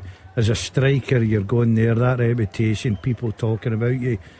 The Motherwell manager has seen something in him, believes that in his style of football he can get goals. He's not even at half time, he's opened his account already. Absolutely brilliant for a boy. Yep, good on the lad. We were chatting about midweek, Gordon, and saying that, his other attributes may have not fitted St Johnstone, but well done to him this afternoon. Nothing better for a striker, getting off and running day one. And listen, if you think you're tuning into the new season and hearing less of the same old cliches, you are wrong. But in terms of the good time to score, Gordon Dalziel, we all know the reasons. It changes the team talk, it gives one team a lift, dents the other team as well. So it's ideal timing for Stuart Kettlewell. Perfect timing, absolutely perfect timing. You get in there, you're sitting there at half time, the dressing room will be alive, will be buzzing, everybody will be looking forward to the second half. You look at Dundee, the home team, they're expected to get a result today. Brought in 12 new players, new manager, decent crowd there, puts them under a little bit of pressure. Brilliant time to score a goal. Yeah, not ideal obviously for Tony Dock, who's went in there and tried to reshape things. New signings may take a wee bit of time to gel. I think Dundee will be alright this season, but when you get handed a home fixture, first day of the season against Motherwell, who are rebuilding themselves, you don't want to lose that one. So Tony Dock will have a word with his team and try and get them regrouped for the second half. Queen of the South have kept Alloa down to 4 goals in the first half. They will come good in the second half. Is he going to tear strips off them at half time? It's the first game of the season. You need to keep them on side. What's his style going to be? Have you ever spoke to him about his style of manager? Is he real angry at half time, or is he more I think he's got it in him. Yeah, with flexes those muscles. No ideal, is it? 4 goals in the first half, in the first day of the season. Let's keep it tight, lads. That's what he was saying at 3 o'clock. In all seriousness, I really hope for everyone's sake that the goalkeeping situation hasn't played a big part, because you start the season, you get your goalie recalled the day before the season. Anyway, Queen of the South have never had as much attention on this show since Marvin Bartley got involved with them. Half time it is at the Tony Macaroni. David Friel. Half time, Gordon Livingston 0, Aberdeen 0, goalless here. And I think John Beaton, I'm just looking at him sauntering off the pitch, I think he'll welcome the half time break more than anyone. What a shift this has been for the referee. He's been a busy man. The first 45 it has been really low in quality but high on commitment. It's been frantic, you can't take your eyes off it. Let's just hope for better in the second half. There hasn't actually been a single shot on target, but there have been fouls galore and a fair bit of off the ball stuff too. There's no love lost between these two teams. John Beaton's booked 3 players: Slobodan Rubizic, Leighton Clarkson of Aberdeen and Mohsin Garrett of Livingston. A few more have been lucky to avoid a card and can sense the bad blood between the teams as they walk off. Both managers have probably been happy with the commitment but need a bit more from their attacking players. Their goalkeepers are safety makes, as I said, but there have been some openings. Living midfielder Singary's been quite impressive. He fired wide from the edge of the box, probably should have done better. Aberdeen's best chance came from a Duke header from a corner, but it flew over the bar. He also headed wide just before the half-time whistle, but it was well wide. Rubizic got his yellow card for wiping out Curtis Guthrie for the running battle.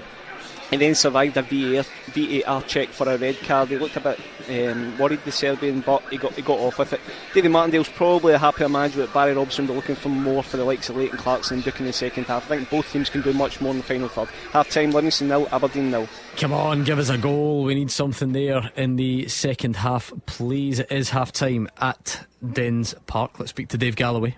Dundee 0, Motherwell 1 at the interval. Gordon, an early blow for Dundee with Antonio Portales off injured, but they started the better team, and the lively McCowan had a shot blocked on the edge of the box after a really nice passing move. Motherwell though went close when Spittle let fly from around 25 yards, but Kelly made a good save to touch the ball behind for a corner.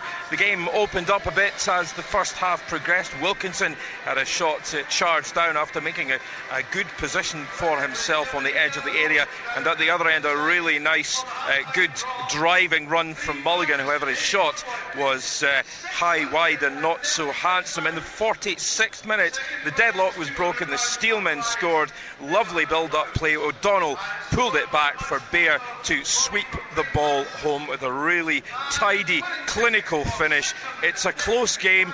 The rain thankfully is easing off considerably, so that flooded corner of the pitch can get some much needed attention from the small team of staff out there. Hopefully this game will continue. Hopefully the rain stays off. Not a bad first half. Dundee 0, Motherwell 1. And don't forget, we're still a bit behind between St Johnstone and Hearts due to some sort of power outage in the McDermott Park area. Too much rain in August. Things you never thought you would hear, or maybe you did, because you know this country by now. Let's reflect on a couple of those results coming in. Just how good a start is that to the season, with a 45 minutes to go, of course, Gordon, for Motherwell. Yeah, they ended the season brilliantly, Gordon. They lost their top goal scorer in the summer, and we're all thinking who's got to come in and replace. They brought in a lad, Bear, that had scored 1 goal, and you know, people raised their eyebrows, and all of a sudden they go to Dens Park. Difficult first game, away from home, against new manager Bounce, 12 new players coming in. They've invested heavily in the squad, and so far it's gone absolutely brilliant for them. The definition of an anticlimax when you unfurl the flag that you won last season and then lose the first game of the season in your higher division. But as you rightly said, Gordon, 45 minutes still to go. Tony Docherty doesn't want to start his career as Dundee manager losing his first competitive game in the league. So bit of excitement still to come. At least we've got a goal in that game, Mark. And as Hugh touched on, you had to have a bit of sympathy for Theo Baird during the week. It just kept getting brought up. Why are Motherwell signing a guy who scored 1 goal in 31 appearances for a poor St Johnstone team last season? So Stuart Kettlewell almost had to come out and defend it before it even started, and saying, you know, I've seen something in him. I'm not saying his all-round performance has been brilliant today, but you know, he's up and running on the goal front. Well, if he was coming from a different league elsewhere, different country, and he only had 1 goal to his name, then I don't think it would be much a total point. Because it was here, it was relevant to this league, then people were highlighting it and using it as a stick to beat him with. But the best way to answer your critics is to shrug that off and put the ball in the back of the net. And for Stuart Kettlewell as a manager, he believed in him to sign him, but he also believed in him to start him away to Dundee. So fair play to both of them. You know, have started the season terrific exceptionally well. For Dundee, I wonder how Dundee fans going along. If they went to the game today with much optimism, they will get wins along the way, but the way that Stuart Kettlewell finished last season, I think the Motherwell fans, we've seen a glimpse of the travelling support, obviously believe that they can start this season the way they finished last season. I think Dundee fans would have been along full of confidence, Mark. New manager, I know Tony's never managed, he's always been Derek McInnes's number 2 and a very good number 2. Getting into management's completely different. They invested heavily in the squad, you've got to say. Now, as much as you say Motherwell, great form last season, but you're looking thinking they've just lost a guy that bangs in goals for fun, and they brought somebody in that's only scored 1 goal, so you fancy your chances. And he's caught up, Fraser Wishart. The delay is over, the half-time whistle has gone at McDermott Park. Yeah, we have caught up here, Gordon. Half-time, St Johnstone 0, Hearts 0, first game of the season, but it's been a really good game to watch. I think the early heavy rain helped. It's given a bit of zip off the pitch to the players when they're passing the ball, and that's led to an exciting game despite no goals, and it's been a really physical match. Lots of heavy challenges from both sides. You say the start of the game was delayed for about 10 minutes due to VAR comms problems. When it did start, both teams set out really positively. Good tempo to the game, only a couple of minutes gone. Stephen Kingsley has been excellent for Hearts today on the overlap, and his cross was into the 6-yard box, and Lon Shankland stretching almost got on the end of it. Then a really good spell for St Johnstone. Liam Gordon had the great chance. Graham Carey being really good for St Johnstone, swung in a free kick from the left hand side. The skipper had time and space, 8 yards out, not a defender near him. He went for the side foot volley, but the ball just skimmed off his leg and wide for a goal kick. Then a minute later, Cammy Ballantyne burst onto a lovely pass by Carey into the box, and his shot was goal bound, but it was really well blocked by new boy Frankie Kent. A very competitive game, end to end. There's yellow cards in quick succession for Rolls and Saints new boy Sam McClelland.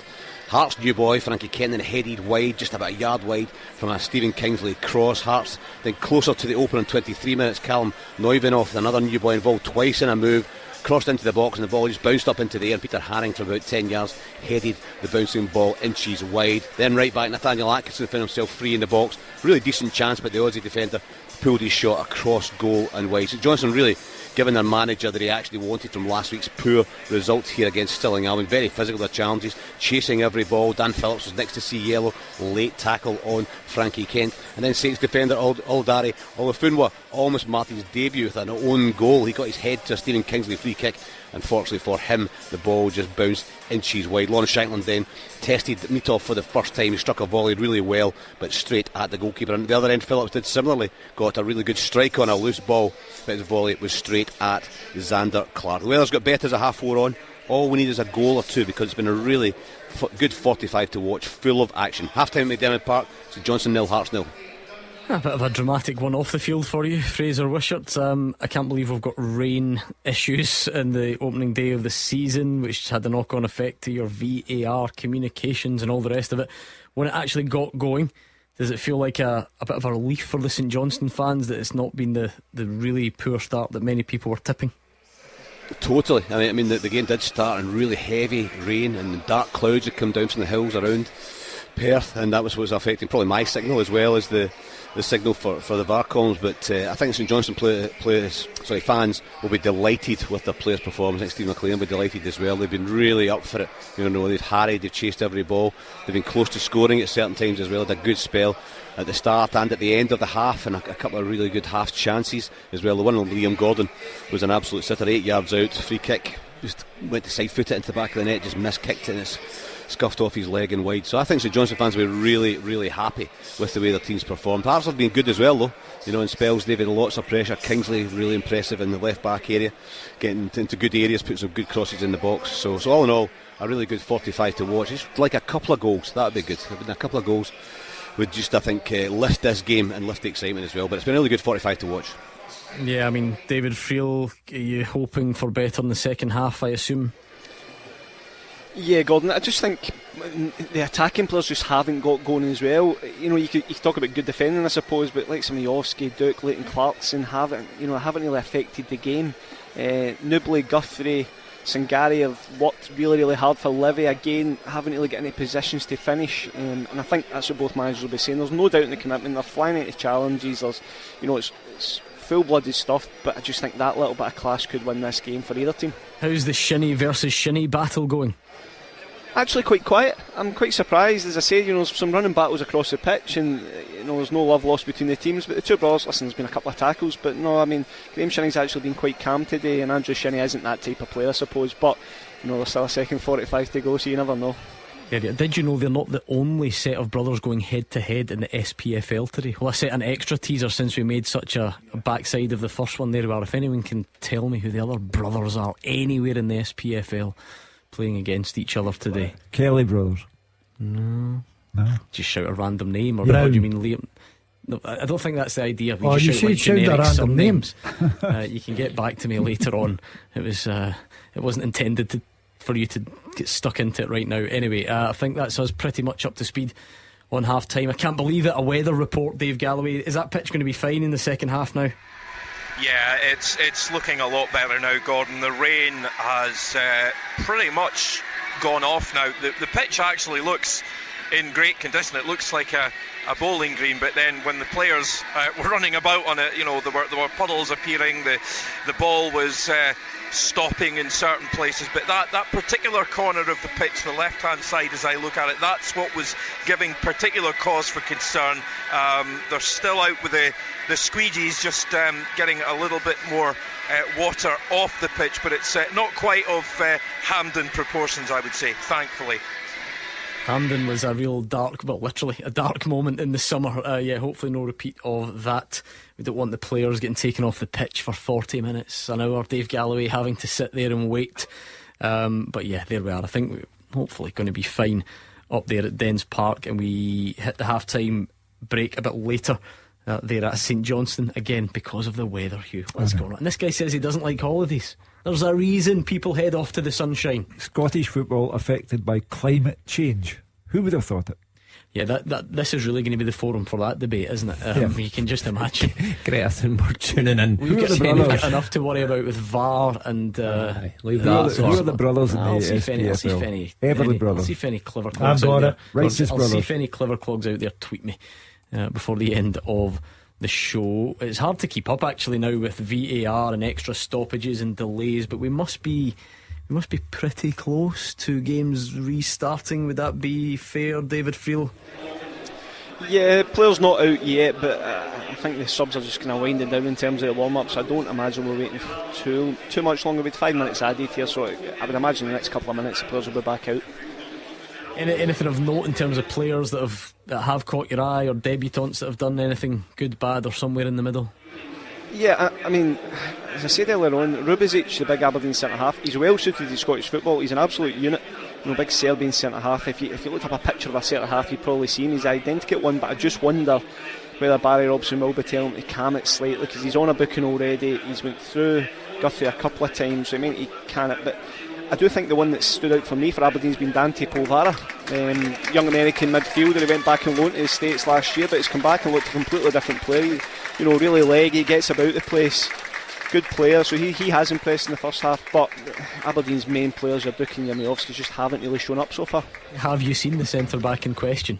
Don't tell him I said this. He looks absolutely terrifying. Is David's right? He looks like a man that would header his own front door down if required. Bit like David himself. David's exactly. a bit of centre half, isn't he? Old Centre-half. school centre. Have you come out? If you're a centre forward, you come doesn't mess about. You seen the big postie, big lanky legs, big ginger head, you be like hat trick, there we go. Oh dear Lord. Honestly, this show does take weird turns at times. Here's a tweet, Hugh. Honestly, how many seasons have you spent on this show? 38 years. Have you ever had JB who says, I've just submitted my dissertation on the impacts of climate change, if you'd like a copy to read out on air? Well, of course, just send it to the Clyde email address. I did say that we had a bit of a delay to the half-time break. I don't know if it's that long, but send one over, JB. Gordon Dale's a keen reader, as I'm sure you can imagine, and a big environmentalist as well, so he'll... And you could light a fire with that dissertation. He will keep an eye on it for sure. Right, we're about to get the second halves up and running. Once they're done, you'll be able to get in touch on the open line. There is a change at the break, David. Yeah, Scott Pittman is on for St Gary. He did pick up a knock just before half time, so he's off, and that's us just back underway here. There we are. Let's get those second halves up and running, shall we? Clyde One Super Scoreboard. Goal flashes. With M&D Green Pharmacy. Planning your holiday? Get essential health advice and medication before you travel. Of course, not ready yet at McDermott Park. Fraser Wishart, any exciting half-time news to bring us? No, I don't. I was just looking at all the subs warming up, seeing if anybody was inside, but no, it doesn't seem to be any signs of any substitution. I think Hearts fans will probably be looking at new signings. Kyosuke Tagawa, I was on his work permit appeal, and the video evidence was really good. Played in the Portuguese First Division last year. His team were relegated and gone back to FC Tokyo. So he's been signed on a permanent deal. And Alex Lowry, of course, somebody who, you're talking about me talking about young Scottish players getting a chance. I think this is a great move for everybody. Great for Rangers, because Alex Lowry is going to get experience. Great for the player as well, to be in a first team environment on a more regular basis. And Hearts are getting a good player as well. So you might see one or two of them. The big lad Kagawa plays up front, and he goes in behind a lot. He really is a number 9. He plays right up. I don't know how Lawrence Shankland might fit in. He might just drop into the number 10 role beside him. But there's plenty of attacking options on the Hearts bench. Liam Boyce being another one who's one of the better strikers in Scotland outside the Old Firm for a number of years and missed most of last season through injury. So Hearts will be looking at that. I think for St Johnstone, they'll want more just in that final third. When they have got into good areas, the final ball hasn't quite been the way they would have looked for it. But I was really impressed by the new signing Oludare Olufunwa, big, tall, athletic defender that they've signed from Liverpool. He's playing right back, he can play centre back, but he's been very impressive both in attack and defensively. But I think that's the old story for St Johnstone. When they get into good areas, are they creating enough chances? Stevie May working really hard up front, but not really tested Xander Clark so far. This is your chance to educate us. What goes into a work permit panel that you sit on?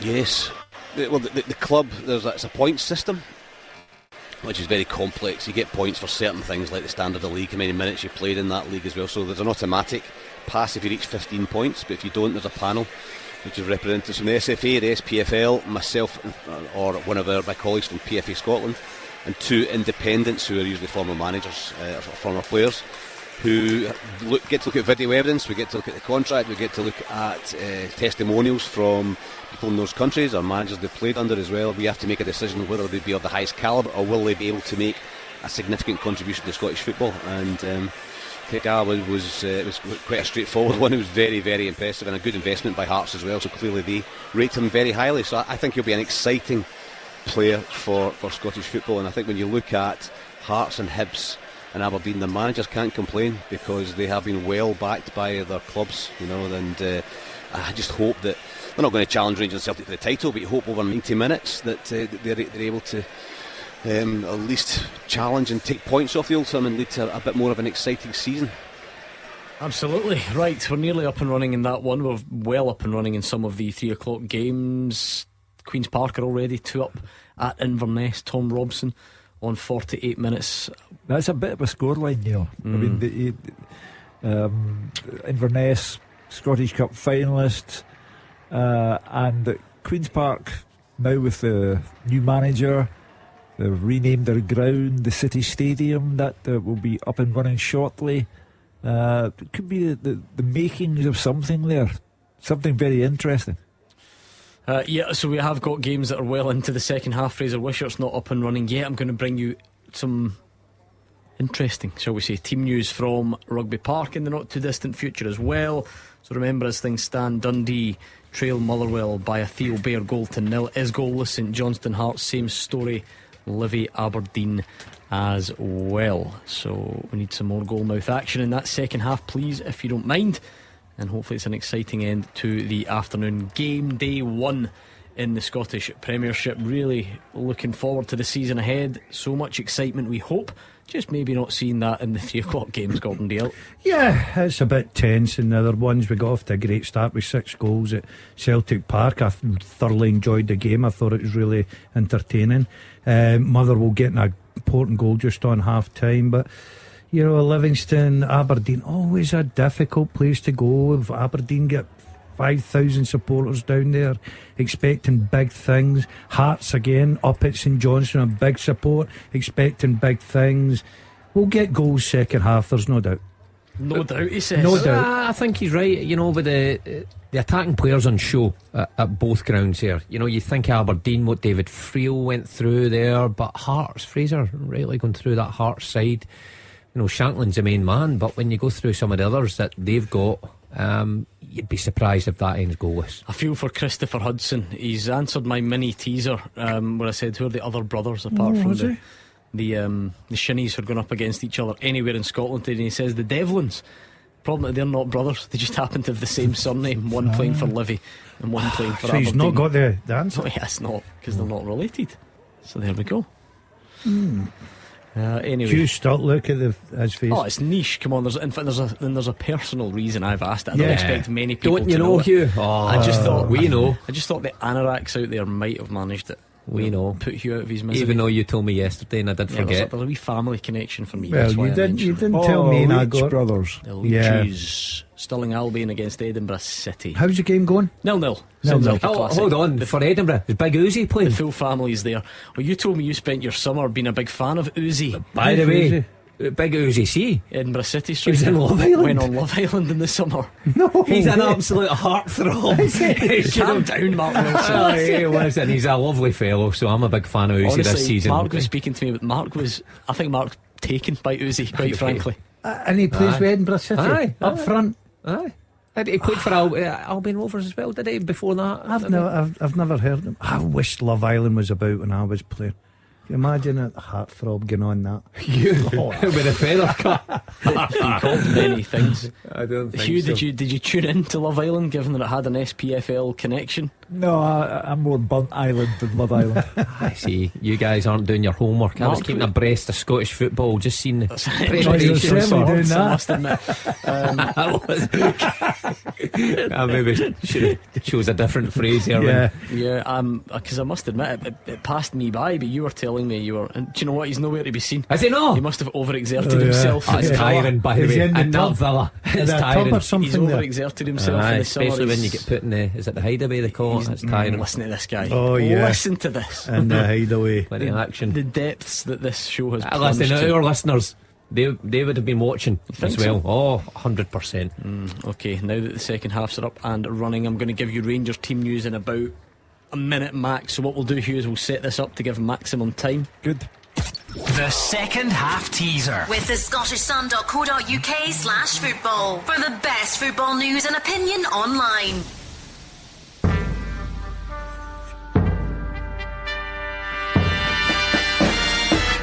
Now there is definitely, categorically, Don't say it. only one answer, because this is about one person and one person's career. I have played alongside Clinton Morrison, Leighton Baines and Aaron Moy. I have been managed by Alan Irvine and Nigel Clough. All of my 13 international caps came in the space of 3 years, and I have been promoted to the English Premier League twice. Who am I? So played alongside Clinton Morrison, Leighton Baines and Aaron Moy. Managed by Alan Irvine and Nigel Clough. All of his 13 international caps came in the space of 3 years, and he has been promoted to the English Premier League twice. Name It's a great that question. man. At Clyde SSB, and we're just looking for one name. Send it over to us at Clyde SSB. You need to beat everyone else. It is a race. That's the way the second half teaser works. Come up with the name and let me see if you can get it. Mark Wilson, I thought you looked as if you had a bit of inspiration there. Nah, And he's it shows gone. your name. He's Just show me anyway. Oh, he's got two. Just out of curiosity. None of them. No. Nah, he's been down the wrong road. No, yeah, you're wrong. That's all I'm going to say for you right now. Quite frankly. Right, okay, that's certainly confirmed. This would be interesting news for Hearts fans. Benny Beningame, God, I've been missing him. Terrible injury, recent record. He's been sent out to warm up. He's on his own, so maybe a chance for him to come and feature there Who at sent him McDermott out? Park. Good question. Frankie and Stevie. There's a little tune the fat Yeah, sketch. get out. Come on. Come on. There's a Frankie and Benny, and then there's a Frankie and Stevie. Right, I think we can speak to Gabriel, who's at Rugby Park. Can you hear us? Yes, I can, Gordon. Loud and clear from Ayrshire. Good man. Take it away then. Who's playing?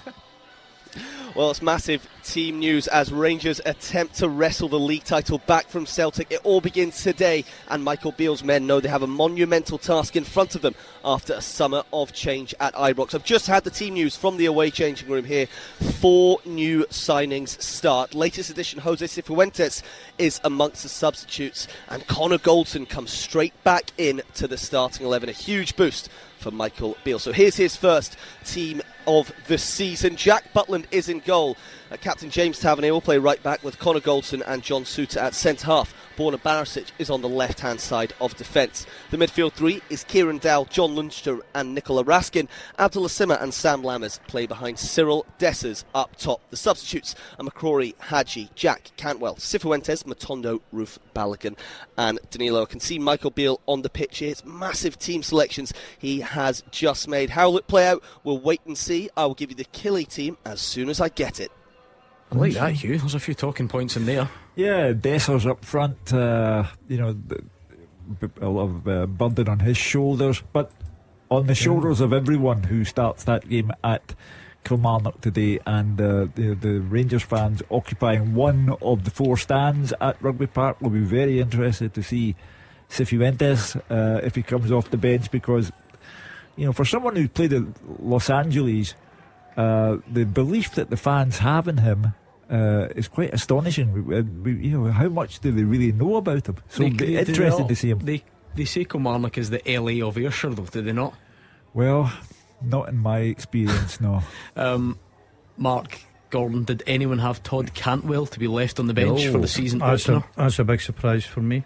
I thought that Cantwell would be in Lundstrom, probably that team with Lundstrom out, with Cantwell in. I bet a few Rangers supporters, and Mark has got to be one, talking about the left back position. Yilmaz, he's injured. Is he injured? Is he? So sorry about that. So Barisic in there, but I like the fact that Goldson and Suter, I think that could be a real strong partnership for Rangers this year. Cantwell's a big one for me. He was so creative last year.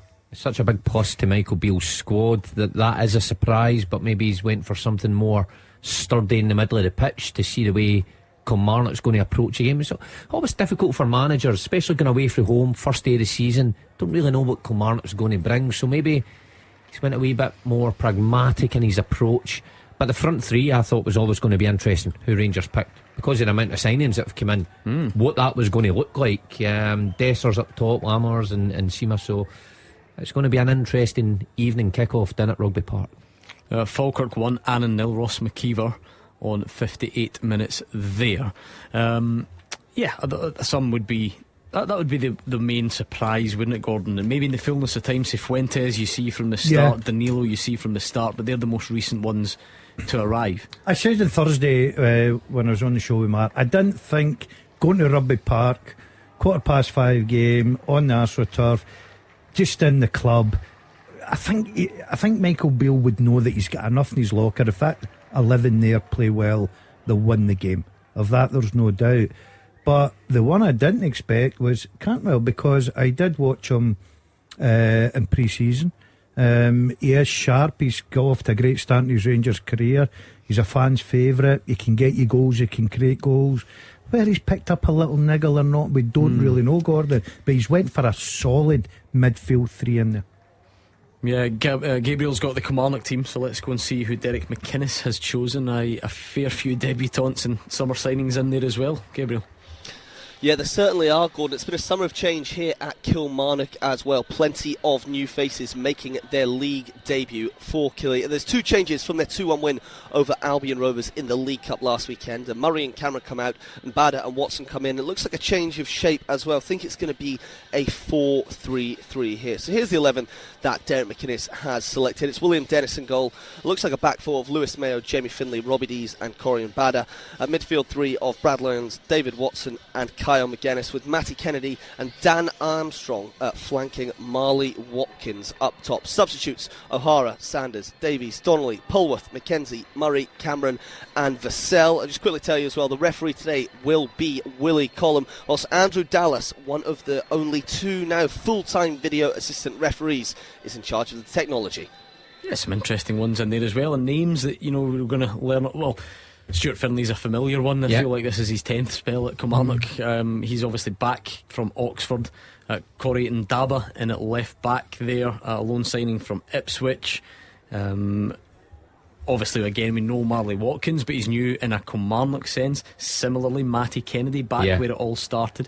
Kyle McGuinness. There's been a real effort from Derek McInnes to sign a lot of players who know this league. Mark Wilson. Tried and trusted, dependable, reliable players, but effective as well. The front three, if you want to call them that, for Kilmarnock: Armstrong, Kennedy and Watkins. Plenty pace, powerful. So for that Rangers back four, they are going to be tested this afternoon. Now, where you could probably get at Kilmarnock, obviously their own back four pieced together, a few debutants in this league, so maybe uncertainty in there. I think this is going to be quite an open game. As well as having faith in his own players, Derek McInnes has to hope that Rangers' revolution stutters at the beginning. You're asking a lot of these players to gel first day out in the league. I happen to think that Rangers will still have too much quality for them, but you've got two chances. One is the belief you have in your own players, and the other is the uncertainty that might be a problem for Rangers. I'm a touch fascinated by Kyle Vassell, who signed that deal at Kilmarnock. Big fans' favourite, given the captaincy in the summer. Expected to lead the line, and then he's on the bench today. Maybe. Get Simon on. Remember Simon for Kilmarnock? He was on last night. Gave me a going over. He gave me a going over about Vassell last season. But even in Vassell, he's been a main man. Of course, I was chatting about him a couple of weeks ago. I like the look of that front three. I think that on their game can give you problems. Kennedy, Watkins, my ball, Armstrong. You know what he can give you.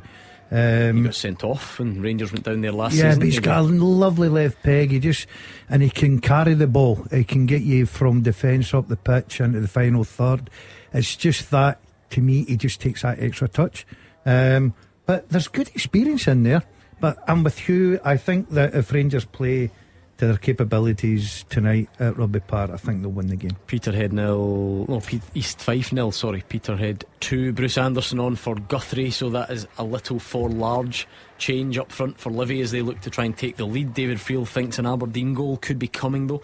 Lots of pressure. Good chance Dundee to get back on level terms. McCowan was through, but you know that Liam Kelly is not an easy man to beat.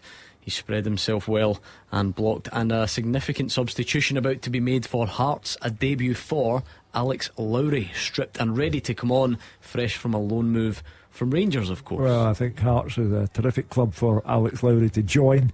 He'll have a tremendous inspiration from playing at Tynecastle today. It's all about the adrenaline rush that he should experience at McDermott Park, getting on for his first Hearts game. There's a talent in there. Everyone knows there's a talent in there, but he didn't get game time under Michael Beale, and there has to be a reason for that, and the reason can only be that he didn't impose himself on the manager's thoughts. Yeah, I agree. I think that's a terrific move for the boy. I think he's got good talent. He's got to start developing. It's amazing the amount of Rangers players that have went to Hearts. You've had great players from Rangers, the Jardins, the McDonalds, people like that. You've had the not so good ones, the Wishards. People that was going there. I had no idea where it was going. I knew that was going right away.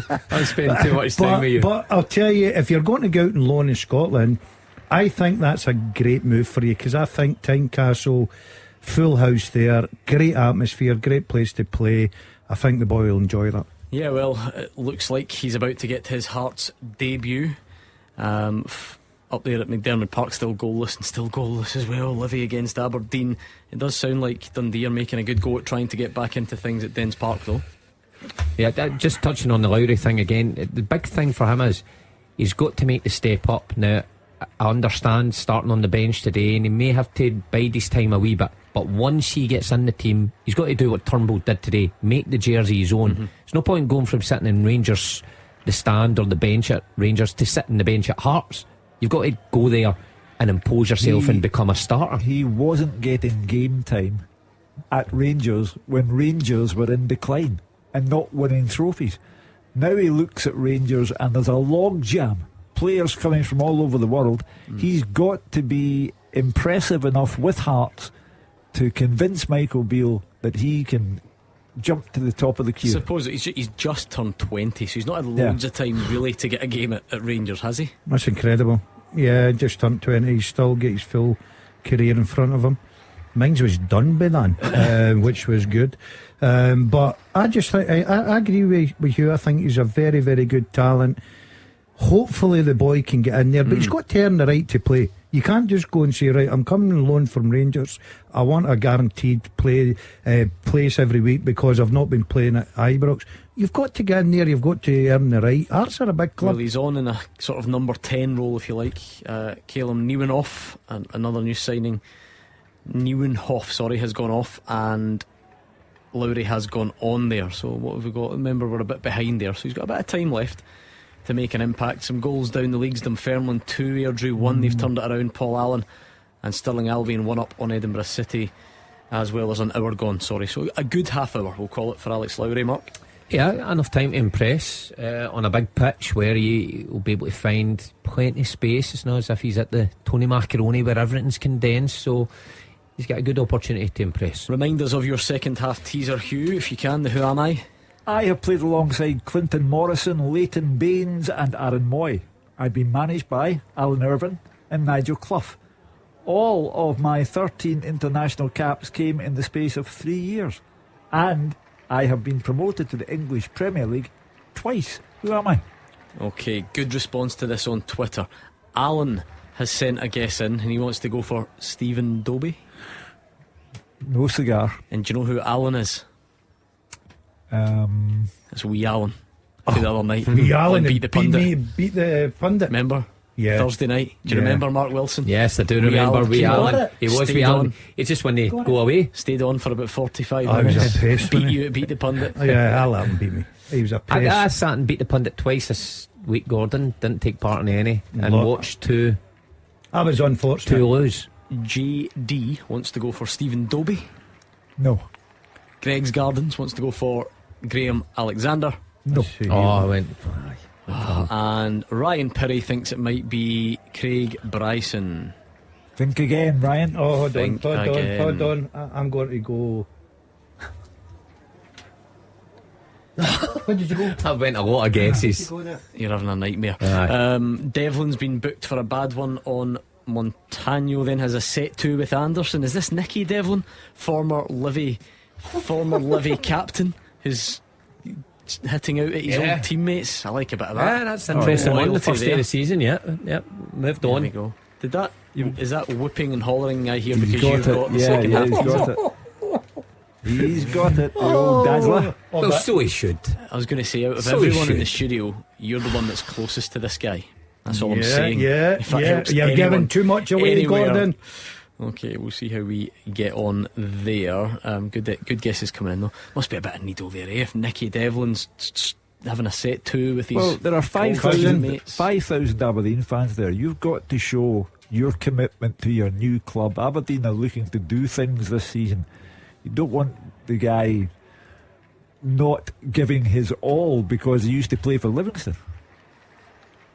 Get in there.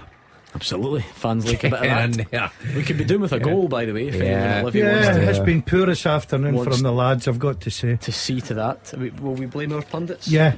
Well, Wishart's he's just. I know. Well, David Steele Same promised old us an Wishart. Aberdeen goal, and the postman always delivers. Ben McChrystal on for Dre Wright for St Johnstone as they try and do something. What a boost it would be if they could come away and win that one. I think most people expected them to be beaten convincingly given that terrible group stage campaign in the League Cup, but they're doing alright goalless there, just past the hour mark. If St Johnstone win, that's when Frankie McAvoy turns to Stephen Naismith and says, do you want to do the press? Yeah. That Sure. will, yeah. It was your team this week, mine's next. I wonder how that will work. Who's going to Well, Frankie McAvoy did the pre-match press. I pre-match? noticed. So they'll stick to that, will they? You could easily rotate that side of it. What was interesting, one of you said earlier about hold on, we do have a goal to tell you about. Goal flashes with M&D Green Pharmacy. And it's perhaps been coming. It's an equaliser for Dundee, headed into the net by Cameron, and the Championship champions are level. On the day they unveiled the flag, they had fallen behind to Motherwell, but a cross from McCowan headed in by Cameron, and now it is game on with a little bit left to go at Dens Park. Certainly is now. I've got to say, when I seen that first fixture, I would have taken a draw if I was Motherwell. They got a great goal just before half time. You're always expecting Dundee, Tony Dock to get in there, ask for a response. With the reports, Dundee have certainly given that response. They'll get back into this game. Still a bit of time to go. Lyle Cameron, good player. You know, good young player for Dundee. Done well there, off and running, nothing better. We keep saying it. Then scoring on the first day of the season just gives you that boost you need to kick on. 22 minutes of the 90 left, so now you see what both sides are made of. Who's happy with a point, who wants to kick on and try and win it? I think if you're Motherwell, you would be happy to come down the road with a point. First game away from home against a team that signed 12 players with a new manager. I think, you know, I would take a point if I was Motherwell just now. Well, you were saying 15 minutes ago that as a Motherwell fan you would have been optimistic going there for 3 points. No, at half time I was saying that when we were 1-0 up. Come on, you know this guy changes his mind. Come on. I think if you're Tony Dock, if you're being honest, I know it's a home game, but I think a draw against a Motherwell side who finish the season strongly, you would take that. No harm done with that. I don't. Absolutely. Well, there is still a lot of football left to be played in that one. We still wait the opener in the other 2 3 o'clock games. We've given you some team news from Rugby Park as well. Let's hear from the managers ahead of that one, shall we? Starting with Derek McInnes. It's an itch we need to scratch. We need to try and overcome that, and the fact that we never took points off Rangers and Celtic last season, hopefully we can. Well, we expect a tough game. It's important that Rangers get that as well. It's a local game, if you like, before we play in Europe, and then home next week before we play in Europe again. We know this is a really busy schedule. We know there's going to be a lot of eyes on us, and it's important that our focus and our commitment and motivation is one game at a time. It's an unforgiving start to the season when you know you have to go into European qualifiers, and that's the reality of it. Every manager tells you it's one game at a time. We don't subscribe to that nonsense. What a big week it's going to be for Rangers, and it just starts today, really. Well, it will be. Champions League qualifiers are different from anything else because of the pot of money that sits at the end, getting the prestige of playing the competition. So when we're saying about Cantwell, you know, Rangers have got a big squad now, a strong squad. Maybe Michael Beale has just got one eye on midweek with players like that who may just come into these starting thoughts in midweek, but it's huge that he gets it right. If Rangers do go ahead early doors and early into second half are quite comfortable, then he'll probably ring the changes and get some of his bigger players off. Yeah, you can't overlook the Champions League. It's about finance, it's about prestige, and Celtic are already there, so Rangers want to be there as well. Servette, quite astonishing midweek, all that they had to overcome in order to get past Genk. And you know, the tie is the wrong way round for Rangers because you have to go to Geneva in the second leg, so you'd better make sure that you do enough at Ibrox to make the second leg less arduous than it might be. Penrice for Montano is the Livy change. Come on, surely we can get a goal in one of the 2 remaining games. A chance for Hearts, a low Kingsley cross. Shankland, you would bet on him from 6 yards, saved well by Mitrov, who got back up to block Oda from tapping in the rebound. And the thing is about the midweek game, there is no easy games because they're not household names. I always remember we came up against Sion and had to go to Switzerland, and I thought I've never even heard of this side, and we went there. It's not saying much though, is it? No, I know, but they beat you. They were good. That was the year. Great analysis. They'd obviously heard about you.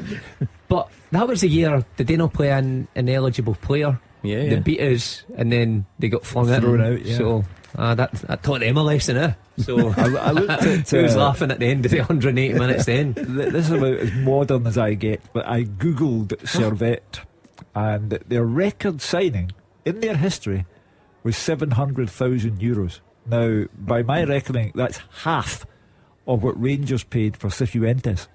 And on top of that, they've been signing £5 million players, £4 million players. So, you know, they get by on organisation, and they have no superstars. but it's been enough to get them to where they are now. Oh, look, McCowan's hit the post for Dundee. It could be that the newly promoted side kick on and win this level at the moment with Motherwell 1-1, Morton 2, Ayr United 1. Yeah, they've turned that around. Muirhead with a penalty on 75 minutes, and worryingly for Aberdeen, it's Livy now pushing. Obalai's header saved as David Martindale's side look to go on and win it. Well, they're never an easy game at Livy, are they? You know, David Martindale plays it down every single year. Oh no, there's been a change in tone this year. A real change from David. I think so. Maybe he's just going down a different road. Did you not listen to our esteemed colleague David Field before the show? It's been, whether it's deliberate for siege mentality or whether he's that down, he has sounded different this year. Well, he seems to still get the best out of his players, gets them organised, gets them out onto that pitch. Difficult, Aberdeen bringing that big away support down. They were expecting a result this afternoon. Still time, but you know, Livy holding their own. Where did you have them in the league to finish again? 12th. No, I've got them in the playoffs. I had them 10th. Hearts have made another change, so Tagawa is on for Forest, which means Lowry now out to the left and Shanklin sort of dropping in to that number 10 role. 20 minutes of the 90 to go. Many people's tip for League One: Falkirk 3, Annan 0. Aidan Nesbitt making it a comfortable afternoon for the Bairns. Wow. You tipped them, did you? I tipped Falkirk, yeah. I said earlier about John McGowan, about the football, the style of football, yeah. So my Falkirk, Dumbarton, Celtic and Dundee United, all top of leagues. Oh, it's a great start for you. Go. Yeah. You've only got 37 matches to go. These aren't even finished yet, these ones, but I would assume Falkirk are out of sight. And you're right, Dundee United and Celtic have already done their part. What about the Poundland Pep at Queen of the South? How's he? He's changed from the Palmerston Pep, has he? Now that he's losing. Poundland Pep has a bit derogatory here. Certainly still 4-2 last time I checked. I have no time for people's feelings. I'm here to speak the truth. How tough must life be for this guy living up to his name? I've previously had no interest in Rotherham on this show, but they've just had a player sent off, Cafu. Signing for them, Can't believe he's still going at his age. I used to love Cafu. That's who I modelled my game on. Cafu. I could see that from watching you. Yeah, the old high fullback. That's where it all stopped. I modelled my game in Cafu. Yeah. And if I played left back, it was Roberto Carlos. Yeah. Great. Good old days, huh? You set the bar a little bit too high, I've got to say. The Cumbernauld Cafu they used to call him. Yeah. Naylor at Celtic, you should have said. I must say I'm astonished by Shaduri, both Aberdeen and Hearts. You know, both still goalless against.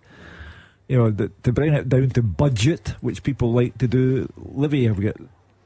Well, Davy Martindale said they had dropped their budget by £200,000, which must take it to a very, very, very low level. And they're playing Aberdeen, who have been able to sign players right, left and centre, goalless. Hearts go to St Johnstone, who last week were losing 4-0 at home to a lower league side, with Alec Lowry on board now, and can't lay a glove on them. I'm surprised by Aberdeen and Hearts. Well, let's give credit to Stevie McLean though, because imagine coming off the back of that, Hugh, 4-0, and he seems the type that behind closed doors he would let his players know what he really thinks, because he's quite, forthright with his interviews after the game.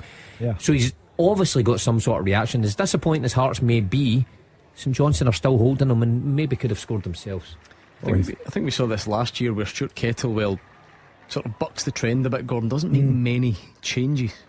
So, in this game they've got to 70 minutes. In fact, beyond that, a good bit beyond that, and they've swapped the left backs, Motherwell. That's it so far. Most teams sort of maybe shuffle the pack a bit more. Yeah. You can't criticise it. Last season Motherwell finished the season brilliantly, but McGinley on for Soiree for Motherwell. Yeah, and I've said, just listening to the reports here, Dundee seem to be in top. I would imagine that he would be happy to make sure he doesn't lose another goal, get a point, get out of there, and look forward to next week. Do you know what I was thinking there when you two were having a go at each other and criticising each other? It's surprising because I have it on good authority that during the summer break you two actually went on a double date. I doubled. That's true. Together. There's truth in that. I'm wondering, were you and Janet invited? No, because I certainly don't think that. This is breaking news. I think you were in Portugal, Gordon. I think Hugh was in Amsterdam or somewhere up that way. So that's what they all say. So when it was lovely. We went down the Clyde, didn't we? So we went down the Clyde on the Waverley. Worst night of my life. I was actually looking at one point coming up Greenock and thinking, I wonder how my training at Motherwell Bass when I was 12 at school would get me across there if I dived in. I'm not kidding you on. I must admit I was surprised you were there. It was GBX on the Waverley. Yeah, it was only me and the captain that was sober. And did you were driving? I was driving. Not the Waverley, I hope. He was a taxi. It was, do you know, I thought that's a good idea. So we met up for a bite to eat, and we ended up walking towards the Waverley, and right away, you know, this is not a good idea. So we eventually got on, and then anchors away, my friend. Away we went. Anchor. Yeah. Yeah, he was loving it. So for the first part, the Waverley, I was okay. For those that haven't been on it, goes up the Clyde, where we got to about Guruk, kind of done a U-turn and back up. At that U-turn, got a bit lively. The refreshments were kicking into the crowd, and his face, he hated it. Do you know what I bought? Right, because I was driving here, I bought the Iron Brew for myself, right, just to make myself look trendy. And I swear, I never even opened it because I wouldn't go to the toilet. That's how bad this place was. Right, the place. I thought the thing was going to sink at one point. It was. You're supposed to say it was a brilliant GBX experience. No, on behalf of the Clyde One listeners. It was bouncing. I've got to say, it was absolutely great. You were stuck with Mark Wilson. But I was stuck. I loved it. But then the worst it was, right, I'm thinking I'll get home back at 10 in the car, home at 11. Brilliant. What does this man do? I've got to drop me at the bus station. Do you know what I've got visions of? I've got visions of Lloyd Christmas and Harry Dunn in their orange and blue tuxedos with matching top hats on the Waverley. Dumb and Dumber. £8 Mark to get out of the II. car park. Couldn't you get the car park? Luckily for you, we've got something much more important to discuss. Goal flashes with M&D Green Pharmacy. And it's a goal for Hearts. Yutaro Oda pounced on a loose ball. He's fired a low right-footed shot across Mitov into the bottom corner, and that is what Hearts have been waiting for. St Johnstone have done well. They've dug in, but the favourites have taken the lead with about 15 minutes or so to go. Hearts lead at McDermott Park. Well, St Johnstone doing well isn't as important as their first goal on the scoreboard, and that's gone to Hearts. And you can praise St Johnstone for being much better than they were last weekend, but it will still add up to nil points. Yutaro Oda finished the season strongly under Stephen A. Smith and Frankie McAvoy, and good to see him hitting the ground early on in the new season. And just what the joint managers, whatever way you want to call it, needed, because sometimes you'll get games like these. You won't just go and roll over teams. You have to grind it out, and they've been patient. They've got their goal. Now it's just about seeing it out. Yeah, I think what's telling about the Livy Aberdeen game, the last few updates I've had from David Friel, was Barry Robson booked, Mikey Devlin booked, Johnny Hayes booked. Not much else. No goal-mouth action at all. Not really happening. So why was the manager booked then?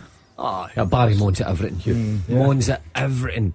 Probably up there with the players I've played with that will not shut up. I did say this to you earlier, didn't I? They're trying to clamp down on that stuff this season from over the top protestations, and it was for mourning. So they are going to clamp down on this stuff. Almost a kind of not zero tolerance, but if a manager throws the hands about or starts ranting and raving, they should get booked pretty quickly now. Well, Paul McGowan, I noticed, was sent off for foul and abusive language. Just a few That's moments not like ago. him, is it, Mark? Well, I did highlight him as a good signing for Cove earlier in the show. Paul's. Did you play with Paul at Celtic? Angry. Did you? He's a character. Here's another one which does feed into the Hearts thing about Frankie McAvoy and Stephen A. Smith. Again, these are all small things. These are not massive rule changes for football or anything like that. But another thing they're quite keen to do is there's only one person allowed to stand at any one time in the technical area now. Like really, try and be strict with it. So who is that today? Do we know?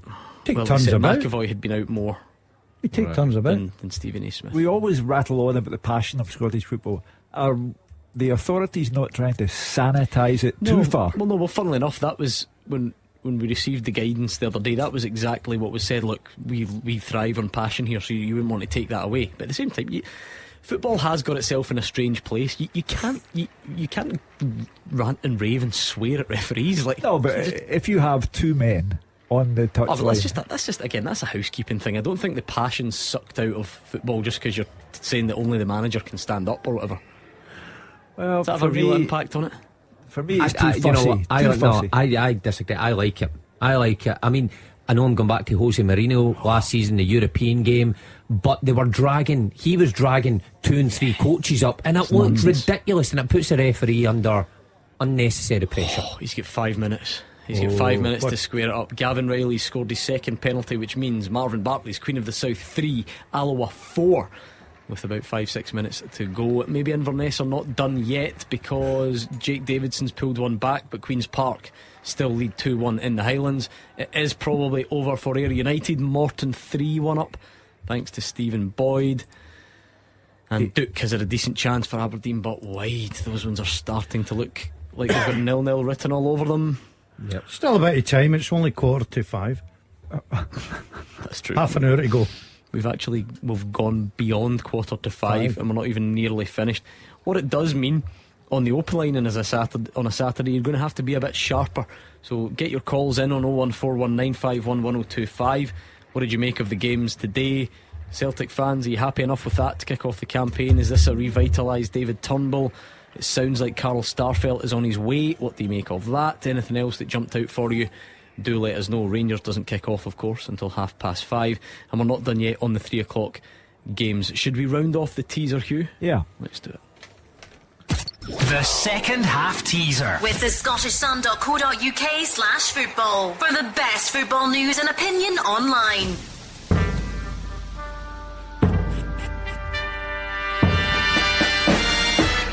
I have played alongside Clinton Morrison, Leighton Baines and Aaron Moy. Have been managed by Alan Irvine and Nigel Clough.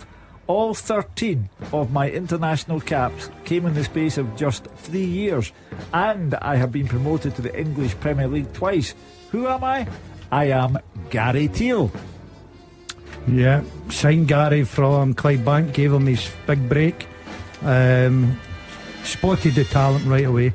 Went out there, broke the bank, signed him for 20 grand. Got 13 caps, all thanks to you, really. I made a few quid selling him to Wigan, and he went on to have a fantastic career. Terrific boy, terrific player. Yeah, good all lad. Down to me. Good lad. You nearly got it, Mark. Almost have yeah, got his name. Yeah. Right, let me quickly give you your podium before I tell you about some drama. The winners were in third place, Troy the Gardener. What a name that is. Thank you, Troy. Keep up the good work.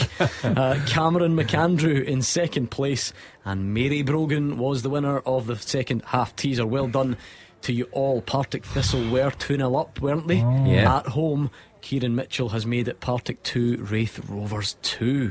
Same old story. Thistle are interested in Charlie Mulgrew, now no longer part of the Dundee United package, and you can see why Chris Doolan could do with Charlie Mulgrew, because that's a real blow for them. First game at home and you're 2 up and you don't get all 3 points. Yeah, Thistle fans going along today, like I say, fresh in the memory, maybe last season, how they collapsed, but then full optimism when they go 2 up. But those old memories come rolling back just now. They better clear that up sooner rather than later. Yeah, that's a sore one. You never know. There might still be time for a dramatic winner either way. It probably already feels a bit like a defeat for Partick Thistle fans. It could get worse, but you never know. They might snatch it again up the other end and win it in dramatic fashion. We will see. Anything else drama wise? I don't think so. I'm We're not going to go at Livy. I'm fearing the worst for the 2 remaining games at 3 o'clock. No goals at Livy in Aberdeen. That's a big call. Well, you just said the same. We put a positive spin on it. Does that mean that we're just getting these out the way? It's going to be a goal fest of a season ahead. We don't know how long there is to play at Livy. It could go on for another 10 minutes. Well, we know. Could go on forever, Hugh, and there's no goal there. But a positive result, I think, for David Martindale. If he's moaning about the lack of finances in his team and depth of squad compared to an Aberdeen team who bring 5,000 players coming through the door, then I think you take a point against Aberdeen. No winner to be had at Dens Park between Dundee and Motherwell. Look, I know that they went in really positive at half time, 1-0 up. I said at the beginning, I would take a draw and move on from there. You really see the difference in the non-VAR games. Stirling Albion has finished against FC Edinburgh, and even by League One standards that was probably late, but it's a 10-5. That one's finished 1-0 to Stirling Albion. Falkirk's finished 3-0 win over Annan. Beningham's about to come on for Hearts. They did realise that Oda was limping, so they had to stop and bring Boyce on as well, because that was the last window for a substitution. So St Johnstone are not happy, but both Devlin and Oda are off. Huge cheer for Liam Boyce, as you might expect. Joe Efford returns for Motherwell in place of Theo Bayer, and a long delay, a bit of a head knock it looks like for Bruce Anderson at Livy. So you're right, that one could go on for a bit longer. Neil had a head knock and here a moment did you almost fall off your stool? Yeah, you just can't get the stools nowadays. In his face. I thought it was where we need there. the camera switched on to see him. It's the contrast for you, because all week you've been sitting in your comfy new chair in your fancy new loving studio live stream. We're back in the old studio today, which I do love as well. It feels like home. And I'm standing, Hugh's standing, you're perched on your stool like I've a just bad sat down Westlife for 2 tribute minutes. act. 2 minutes there. I think you get away with a little bit more in here. I can see that by the way you've all turned up. Yeah, and eating our Hugh, salads. listen to this, has got 3 shirt buttons undone. 3. Needless to say, he's got a t-shirt underneath. Don't worry, he's not gone full bare chest He's on us. standing there and you can see the hunger coming out his face. He's standing. Yes, there has been. We brought our own. He didn't. There's been day one drama. No pies in nothing. the Clyde One Super Scoreboard studio. Wilson, DL and Duncan came prepared, but Keevins has been caught short. He's getting angry. Any bakers out there? It's not we too need late. food. Gordon's got a protein yoghurt there. Why don't you share that with him? No, I won't be sharing it with him. He can have it if he wants. He comes in with sushi. If the programme comes in with Sushi was nice, you know. My goodness. If the programme We were a didn't couple of finish until salads. 9 o'clock, I still wouldn't touch it. He's disgusted. Who are you aiming your frustration at? The callers at 5 o'clock. I was going to say, has Hugh Keevins ever? You think he's grumpy enough? What about a hangry Hugh Keevins on the open line? He was walking down the corridor at break with me because I was going out to get myself, and he's I can't believe this. I'm here at 6 o'clock. Hamilton Accies 1, Cove Rangers done, Elgin nil, Stranraer 1, Bonnie Rig Rose 1, Dumbarton 1. Full time I'll whistle tell you starting what, to go. this time last week I told you I was in with the Clydebank Ultras when we were playing Benburb. What a selection of food you can get at a Clydebank game. Yeah. You cannot buy a pie, but you can have curry and chips and curry sauce and all that.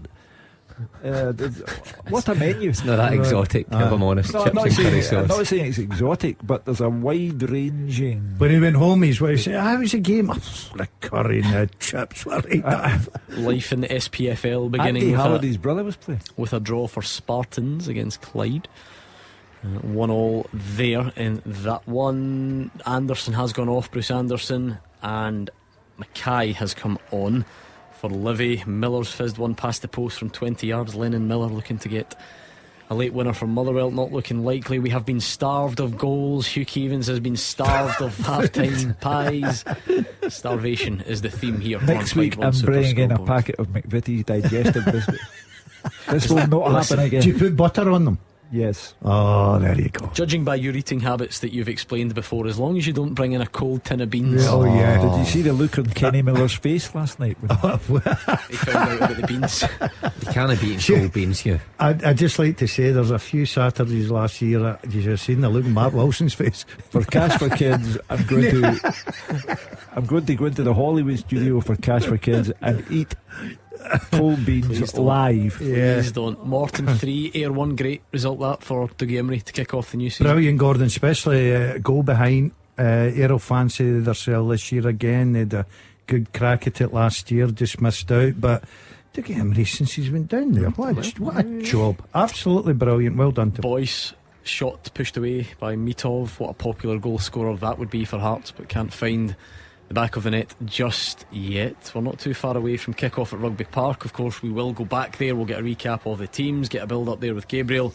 And I suppose technically, Rangers fans, you've got time to call us before that game. Such is the time of the open lines. We don't thank you for 5:30 on a Saturday kick-offs. That's no use for Clyde One Super Scoreboard. It's almost like no one checked it with us to see if it was okay. The cheek out there. Is it 5:15? Oh, is it 5:15? My apologies. It is. It is. I think Thank I've you, said God. half five Still all time day. to call. There is still time.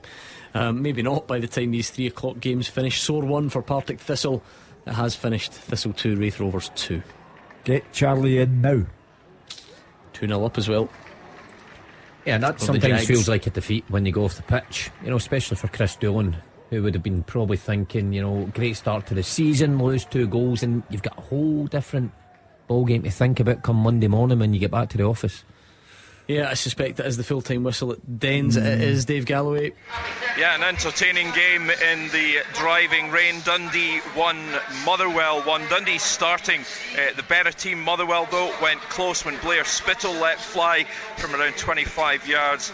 But Liam Kelly made a good save to touch the ball behind. Both sides carving out chances, and in the 46th minute the Steelmen scored on the counter-attack in impressive style. Stephen O'Donnell crossed for Theo Bair to sweep the ball home emphatically on his debut. Dundee began the second half strongly. Owen Beck's drive was deflected for a corner kick. They continued the pressure, and Luke McCowan went in on goal after a neat 1-2 with Lyle Cameron. Liam Kelly blocked very well indeed, and Zach Robinson couldn't convert on the follow-up. Motherwell at this particular stage playing second fiddle, but Slattery was frustrated to see his long-range drive miss the target by not too big a distance. The hosts deservedly equalised after 68 minutes. Luke McCowan crossed for Lyle Cameron to head in from close range, and it was almost 2-1 to the Dark Blues when Luke McCowan's driven ball hit the woodwork. Bevis Mugabe passed up a decent opening for the well, heading over from close range after a corner kick. And for the D's, Amadou Bakayoko had a pop from outside the area. It wasn't too far away. Both sides going all out for a winner in tricky conditions. Well, youngster Lennon Miller fizzed one narrowly wide from about 20 yards, and a grandstand finish from both teams. But it ended at very wet Dens Park. Dundee 1, Motherwell 1. Is that a good point for both sides? What's the verdict? Yeah, I mean, for Tony Docherty, no harm done. You've come back from being a goal down on Flag Day at Dens Park.